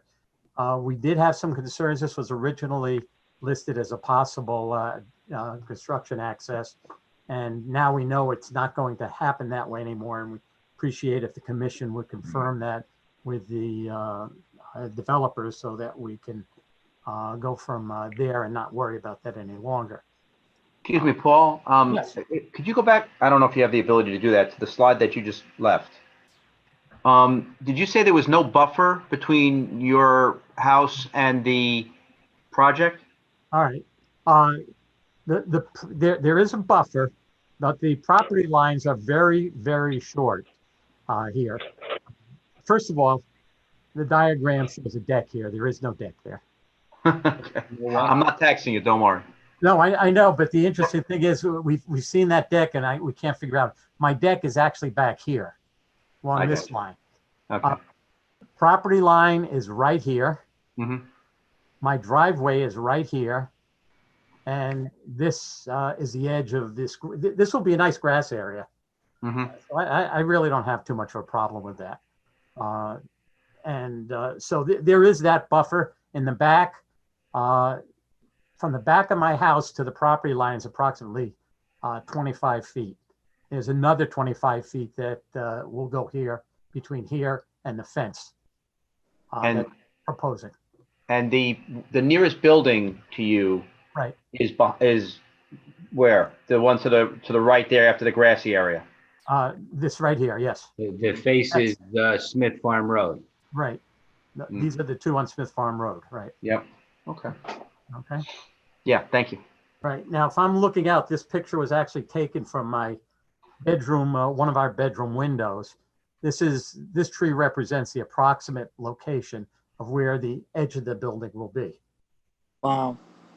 And I have a pretty wide driveway though, so you can see my property line, if you look out right here, goes right up here. And there'll be a road here, but the building will end right about here. And I just want to show you my house here. You can see the driveway is pretty wide. We'd still have enough room. That's not a major concern of mine. Want to continue? We don't need that. This is what I'll be looking at. And as we've spoken to Carol, this is a pretty nice appearance from the side. It won't look anything different than a standard two-story house, and a new one at that. This is my backyard. This is from the left side of the house. This is looking into my current backyard as it currently stands now. And here's a few additional pictures. We put this addition on in 1986. This is looking out from our family room to the back. And as you can see, there's no privacy issues here. We don't have anything, curtains, nothing covering these windows because the woods are there. This is a picture taken out of those windows. This is what the backyard looks like. Where's your property line, Paul? My what? Are those trees on your property or no? No, my property line is right about here, in the middle of the yard. Okay. And this is what it will probably look like or something. As we've spoken about the privacy issue, Carol came out with landscape architecture. We looked at this, very accommodating as far as doing some work to assist with our privacy issues here. This is where the fence will be. You're looking where the fence will be, looking at the back of my house. Mm-hmm. And I'm just trying to give you an idea of what we're doing and what it looks like to us who live there. And of course, this is my deck. And one of the issues I'll talk about with that is that in a second. I'm just going to stop the share and go on. It is our understanding that looking at the application, we're anticipating a maximum of an 18-month construction process. I think it was listed in two parts. Part one would be approximately 6 months in that site preparation. And then the second part would be the actual construction. I'm not going to go into details about what happens at a construction site, but you all know about the dust, the vibrations, the noise, etc. It'll be going on from morning to afternoon. Both my wife and I are retired. We're home almost all day long. In addition to that, my wife does have some respiratory issues and will be unable to stay there as construction is taking place. We do childcare for our young grandchildren, take naps during the day. That'll be impossible to do with the level of noise. We've been unable to use our deck and our yard. We will be unable to keep our window open even during pleasant weather, and we'll have to run our air conditioning 24 hours a day. Our grandchildren will be unable to play outside. So we're talking about, at this point, 1.5 years of all of those issues. And to me, that's a pretty severe impact. Now, we've spoken to the developers, Carol. We've come to what we might think might be a plausible and possible solution. And I don't want to get into all of that now, but if you want, we can deal with that later on. I just want to kind of memorialize that we have reached an agreement. Not the best agreement. It doesn't alleviate inconvenience, but it's a step in the right direction. We have concerns about the impact of the construction on our well water. We brought this to the attention of planning and zoning. They agreed to the curb stop, should we have a problem with our well, to hook up to city water, the regional water company. And once again, we appreciate the developers eliminating any additional costs should that be a requirement of having to pay for frontage. Still concerned about pesticide residues that have been found on the property. They've been found in the soil, not in great numbers, but there will be a lot of displacement, a lot of moving, a lot of surface change, and they may leach into the ground and possibly impact our water supply. So we do want to talk about that or see if we can do something about that possibility, just to make sure that we're kept healthy there. The other thing I mentioned to the developers is that even though the plan is to allow for the water, groundwater levels to be remaining the same, drainage to remain the same, sometimes things don't go quite the way you happen, and I don't want to wake up one day and not have any water in my well because of the change of 4 acres of groundwater that is no longer moving in the right direction. I have a 365-foot deep well, and it had to be going that deep because of water issues. Not a problem currently, but possibly might be in the future. Want to mention, once again, our privacy will be impacted. Currently, as you know, there are acres of woods back there. They will all be gone. We'll have the fence, which will provide quite a bit of visual privacy. I know the lighting systems are designed so that light doesn't spill over, but let's face it, right now we have woods and there's absolutely no light back there, and there will be light, there will also be noise, and none of that was there before. We also have some concerns about cosmetic and that structural damage that might occur as a result of all of the heavy equipment that's going to be used during the process. It might be a minor issue, it might be no issue at all, but once again, you know, you're going to have some strong vibrations, and that could be a problem, particularly with the area close to our driveway. Spoke to Carol about that, and we're going to take pictures, and she said any damage that was caused would be taken care of if it's direct, you know, if it's caused by the construction process. Traffic. I was looking through the traffic study, and very honestly, I'm not a traffic engineer and know nothing about it, but it took me 10 minutes to take a left turn on the Boston Post Road the other day. So I believe you're going to have issues. The other thing that you did not talk about is taking a left turn on the Boston Post Road into Smith Farm. Because of the fact that Indian River Road and Smith Farm are not directly opposite each other, we have people taking a left turn onto Indian River Road the same time you're trying to make a right left turn onto Smith Farm Road in that center lane, and that becomes a real issue and real problem. Neenan, the traffic sometimes in the morning, sometimes in the afternoon, getting a left turn on Neenan is very often difficult. 2 reasons. Number one, a lot of people going home into Woodbridge use Racebrook Road, and you have them coming from Woodbridge and to Woodbridge. Getting out is difficult. The other thing is, at a red light, the traffic sometimes backs up past Neenan, and that creates a problem. Not saying our engineers are wrong, but just wanted you alerted that, to that. So in total, lastly, we like our house. We've lived here 42 years. It's an easy house to live in, particularly for 2 of us who are getting a little bit older than many of you people now. We're not planning to move unless it's for health, quality of life concerns or issues, which this development might in fact pose for us.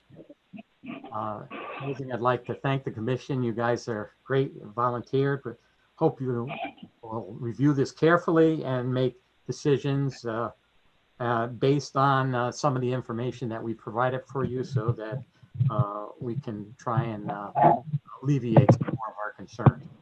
Thank you. And if there are any questions, I'd be happy to answer them. Thank you, Paul. Yeah. All right, is there anyone else who wishes to speak to the application? Jack, are you aware of anybody else who wants to comment? Nobody has contacted me. They've had ample time and notice for it. Nobody's reached out to me regarding this project other than Mr. Davis. Jack, how would they reach? I mean, I know how they reach out to you, but where is it noticed? Is it on the website, is what you were saying? It's on the agenda. All agendas that are released, and obviously my information is on the website, but all of the agenda lists how people can watch this, all of my contact information, and notified that if they do have any input to reach out to me and I can assist them either getting on here or I can read what they have to say into the record. Where do they find the agenda? The agenda is posted online, posted on the town hall door. It is sent out to a list of individuals who have asked for the agenda in the past. Okay. It's not on OGAT or anything like that? I don't believe it's on OGAT specifically, but it could be found in multiple spots on the town website. Okay, thank you. Mr. Chairman? Yeah. Excuse me for interrupting. I do have a question and a concern. I did not receive any letter telling me about this meeting. I followed the meeting because I'm part of the town and understand the politics and know what's going on here. The fact that I was a former state representative and very familiar with these types of affordable housing projects and very honestly have been quite supportive of them, put me in this particular position. I have no idea whether my neighbors know anything about this. Yeah. I do know they were warned. I do know they were warned, but I don't know if they were aware that the meeting to discuss the plan was this evening. The neighbors did receive notice a number of months ago when this application was brought to us. I think 2 neighbors reached out and called me in question just because they were unsure of if they had to do something. They said that Carol had been in contact with them and they knew all about it, and that was pretty much it. But all abutting neighbors were notified. I did personally put letters in their mailboxes. We did get a letter quite a while ago. You know, my only concern is if somebody comes back to you and said, wait a second, that was talking about something that was a month ago now. I was here ready to go. Listen, I share your concern, and I'm, you know, these meetings are so much more easily done in the town hall, where people can, show up and where there's never any question about them getting the right notices. You know, the notices required by law. Is it possible we could put something either on OGAT or, I mean, obviously the newspapers have limited utility, but I think OGAT reaches a fairly broad number of people. Well, I know, but I think the notice, for example, the notice for this meeting was given in accordance with applicable law, including, the governor's executive orders.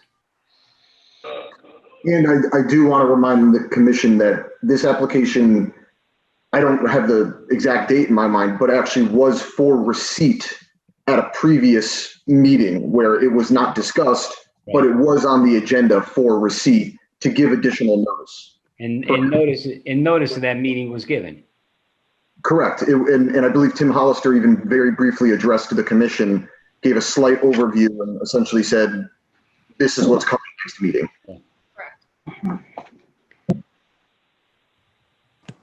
I get the feeling, and I've been approached by a couple of, not necessarily on this application, but I've been approached by members of the public about their concern that they're not getting exactly what Paulie brought out.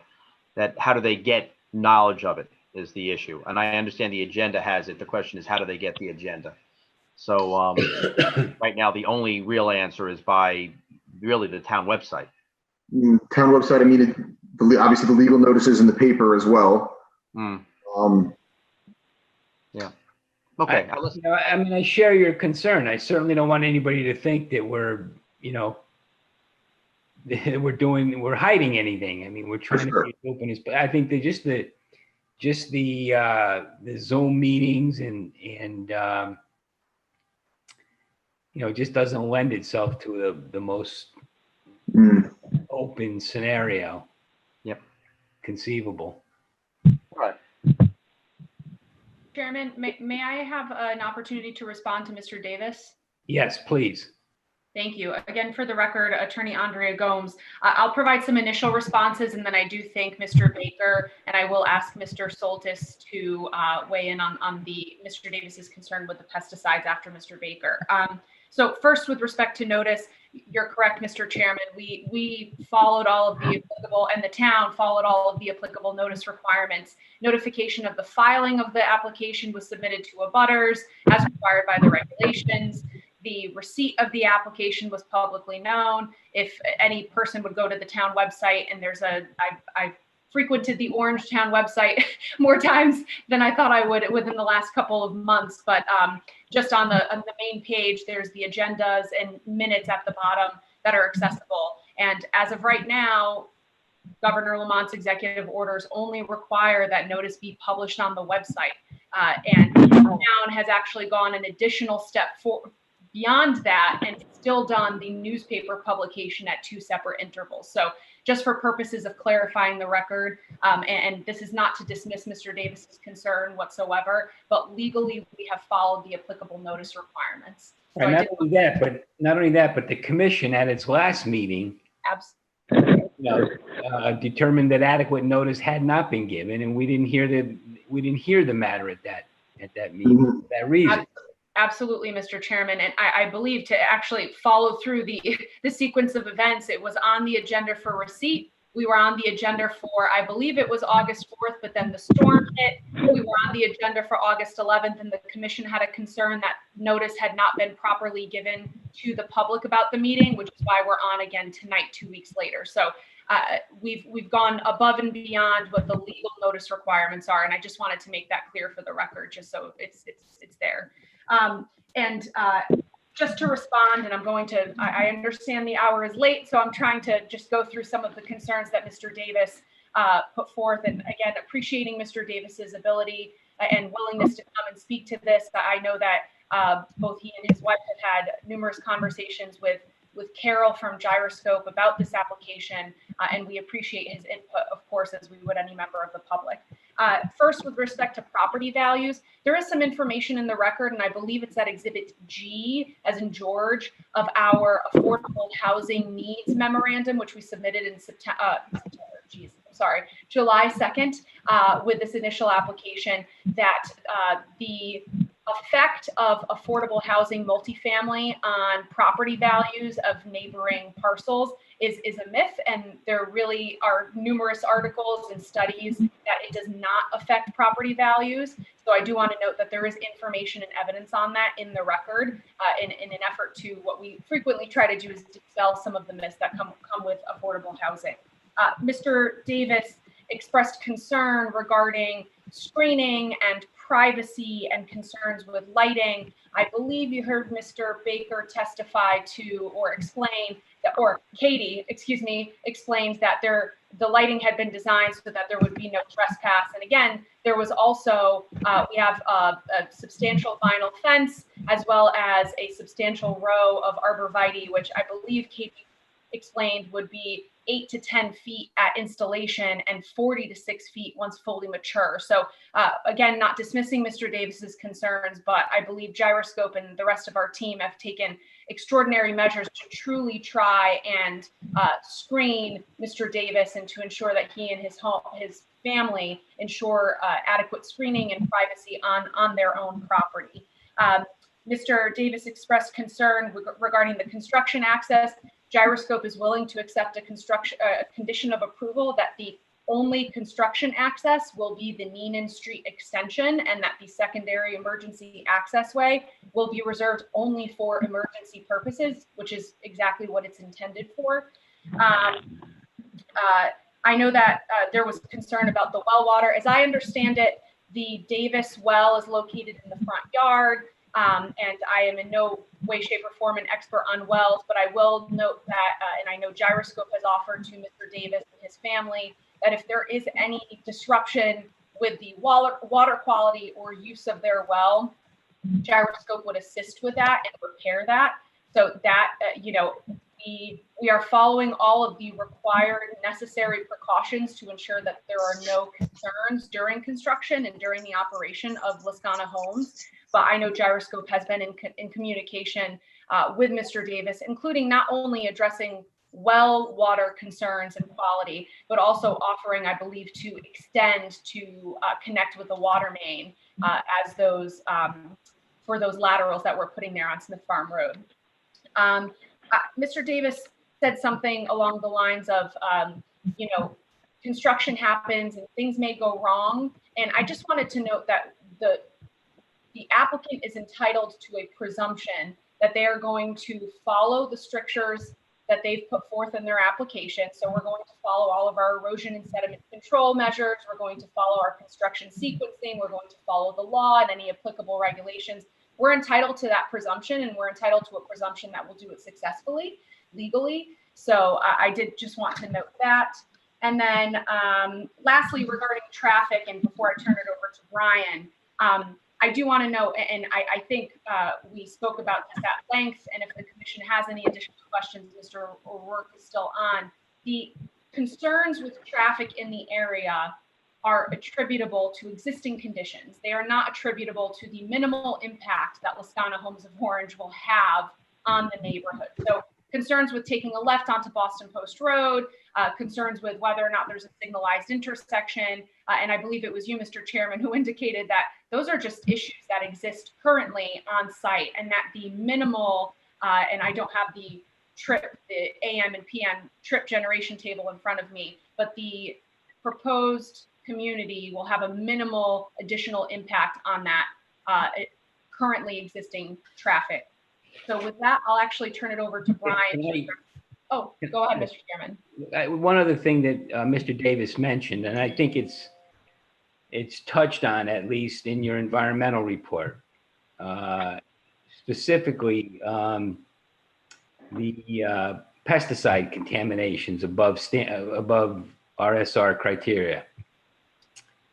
And they mention blending and dilution of the contaminated soils. And I guess that's the environmental firm's recommendation as to how to deal with the potential issue. That's something that you would commit to doing. So Mr. Chairman, I will turn it over to Jay Soltis, who is on to explain the pesticides. And I'll actually have Jay speak now, since you asked about the pesticides, and then we'll turn it over to Brian. There is, I will note, at tab 8, which is where our phase 1 report is, about halfway through that package, there is a June 4th, 2020 supplemental addendum that if the board, or if the commission, excuse me, looks at the conclusions and recommendations, and I'll let Jay clarify this, but it does say that the previously proposed soil blending is no longer warranted on site. So I'll let Jay expand on that. Jay, you're on mute.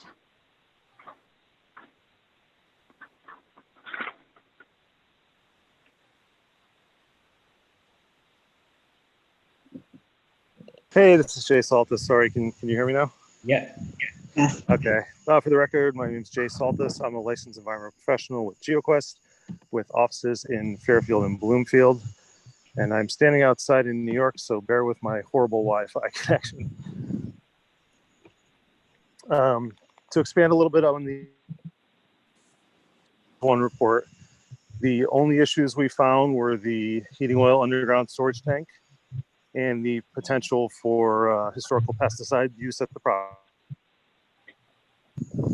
We did some initial testing. We found low levels of historical pesticides, and they were all below the there's two sets of RSR criteria. And one is direct exposure, which is dealing with human contact and that things of that nature. So that was we were below all the criteria for that. And the initial criteria we were above are the pollutant mobility criteria. And what those really cover, what those are dealing with, is the potential for groundwater impact. So when we published our initial results, one of the options that DEP guidance allows for is blending of soil to reduce the residual pesticides to levels below both criteria. And after discussing that a little more, we decided to go back and retest using it's basically it's an alternative test where you synthesize what would happen as rainwater passes through the soil over time. So instead of a theoretical leachability of the pesticides, you're getting an actual number. And when we did that second study, all the numbers dropped well below both criteria. So that's why we eliminated the recommendation for soil blending, because we demonstrated that the pesticides are not mobile. And so that was that second follow-up letter. And that's under tab 8 as well? I believe so, yeah. I believe that's all in that same report. I'll have to take a look at that. Okay, I didn't pick up on the supplemental. So Jay, you did a site-specific leachate test to prove that the residual historic pesticides would not be mobile in that soil mix. Exactly. The initial ones, it's kind of a hypothetical. It's a worst case scenario. But the second round was an actual test where we analyzed the leachate.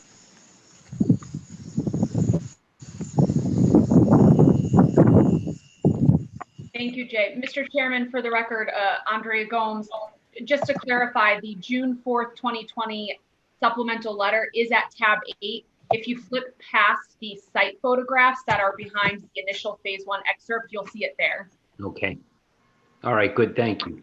No problem. And Mr. Chairman, just briefly, I know it's late, but I did want to turn it to Mr. Baker, who wanted to address just a couple points. Okay. Okay, just quickly, I'm going to share my screen again just to point out a couple things, if I could.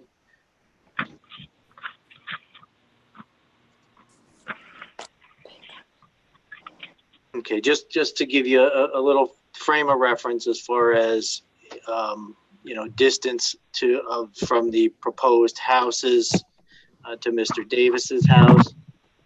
This building D here, from the side of his house to the side of building D, is 76 feet. From the back corner of his house to building B is 88 feet. And from the corner of his house to his existing neighbor is 60 feet. So both of the proposed houses are further away than the existing neighboring house. As far as, again, looking at the side of the house, the width of this existing house, that if you were looking out this side of the house is 36 feet. The width of our side of the house here is 38 feet. So again, similar distances, a little bit further, similar widths as far as overall scope for the, the side of the house that's closest to him. Additionally, looking at where the fence was placed in the back here, noting that his lawn extends into the project property. The applicant did not propose to put the fence along the property line, in the yard, trying to be a good neighbor. We're putting it back 20 feet away from the property line at the, edge of the lawn area to keep that intact. Regards as far as, width of access drives, the width of Smith Farm Road obviously varies considerably through here. Average is about 26 feet width for Smith Farm Road. Our private driveway is 24 foot wide, so certainly adequate to handle the proposed traffic that we're going to generate on site.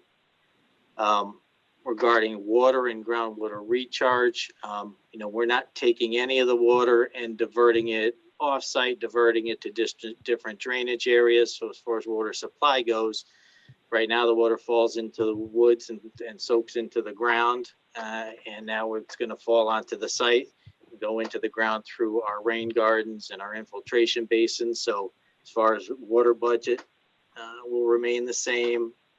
As far as, activity, construction activity in relation to the proposed well, our deepest, for the utility plan, our deepest excavation anywhere near that site would be, there's a sanitary manhole here that's 6 feet deep.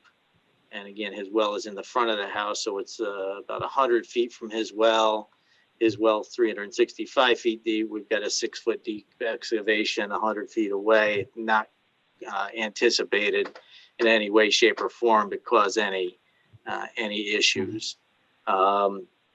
Again, for, as far as the well goes, his septic area for the house is in the back here.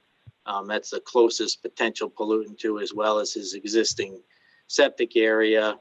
The Connecticut Public Health Code separation distances for any of the activity we have is, for stormwater infiltration measures, they ask that you try to maintain at least 50 feet from a well.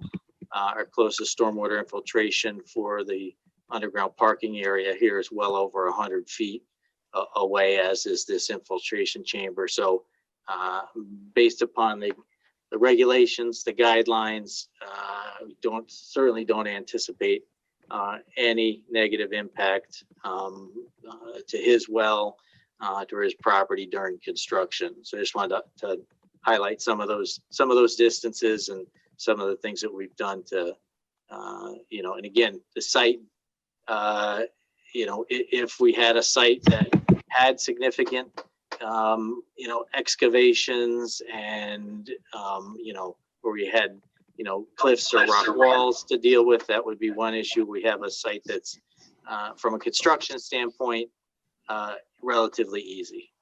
So I wanted to make those points, and happy to take any other questions, and I'll stop sharing the screen here.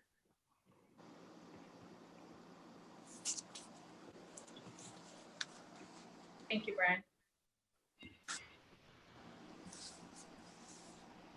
For the record, Andre Gomes, Mr. Chairman, that's all we have, unless the commission has any other questions. Again, I'll reiterate, our team, and I think I can speak for the team, we're very proud of this comprehensive, well thought out application. We're proud of what Gyroscope is trying to do, and we really do believe that we have addressed, even prior to tonight's meeting, but the conversation was certainly beneficial for everyone involved. We believe we've addressed all outstanding issues and concerns, and request that the commission approve our application. Okay, thank you. Thank you, Mr. Chairman. All right. I don't know how the rest of the commissioners feel, but I personally would like to hold the public hearing open until our next meeting, again, just a week away, just to give me time to go through the application again and digest some of what we heard tonight, give full consideration to Mr. Davis's concerns. And so that's what I would propose to do. I don't know how the other commissioners feel about that. Makes sense to me. I agree. I agree. I think that it is a very well put together application, and I don't think that, I think most of our work is done on it. I just want a little extra time to make sure I understand the application as well as I should. Chairman. Do you agree, Judy? Yes. Tom, Kevin? Yes. It's only a week. Yeah, it's only a week, and why don't we do that? So Jack and Tammy, you'll keep the public hearing open, put this on our agenda for the, is it September 1? Yes. September 1 meeting, public hearing. And hopefully we'll be in a position at that meeting to, finalize any evidence that we intend to take and close the public hearing and then deliberate and make a decision. Mhm. All right. Thank you, Mr. Chairman, members of the commission. Thank you for your time, especially at this time, this late hour. Thank you too. And at this point, we've completed our agenda, so we should entertain a motion to adjourn the meeting. So moved. Unless there's anything else. Okay, we have a motion to adjourn. Do we have a second? Second. All right, we have a second. It was, I think, Tom, then Judy. Been seconded. All those in favor signify by saying aye. Aye. Aye. Okay, it's unanimous. We're adjourned. Thank you all, and we'll see you next week. All righty. Take care.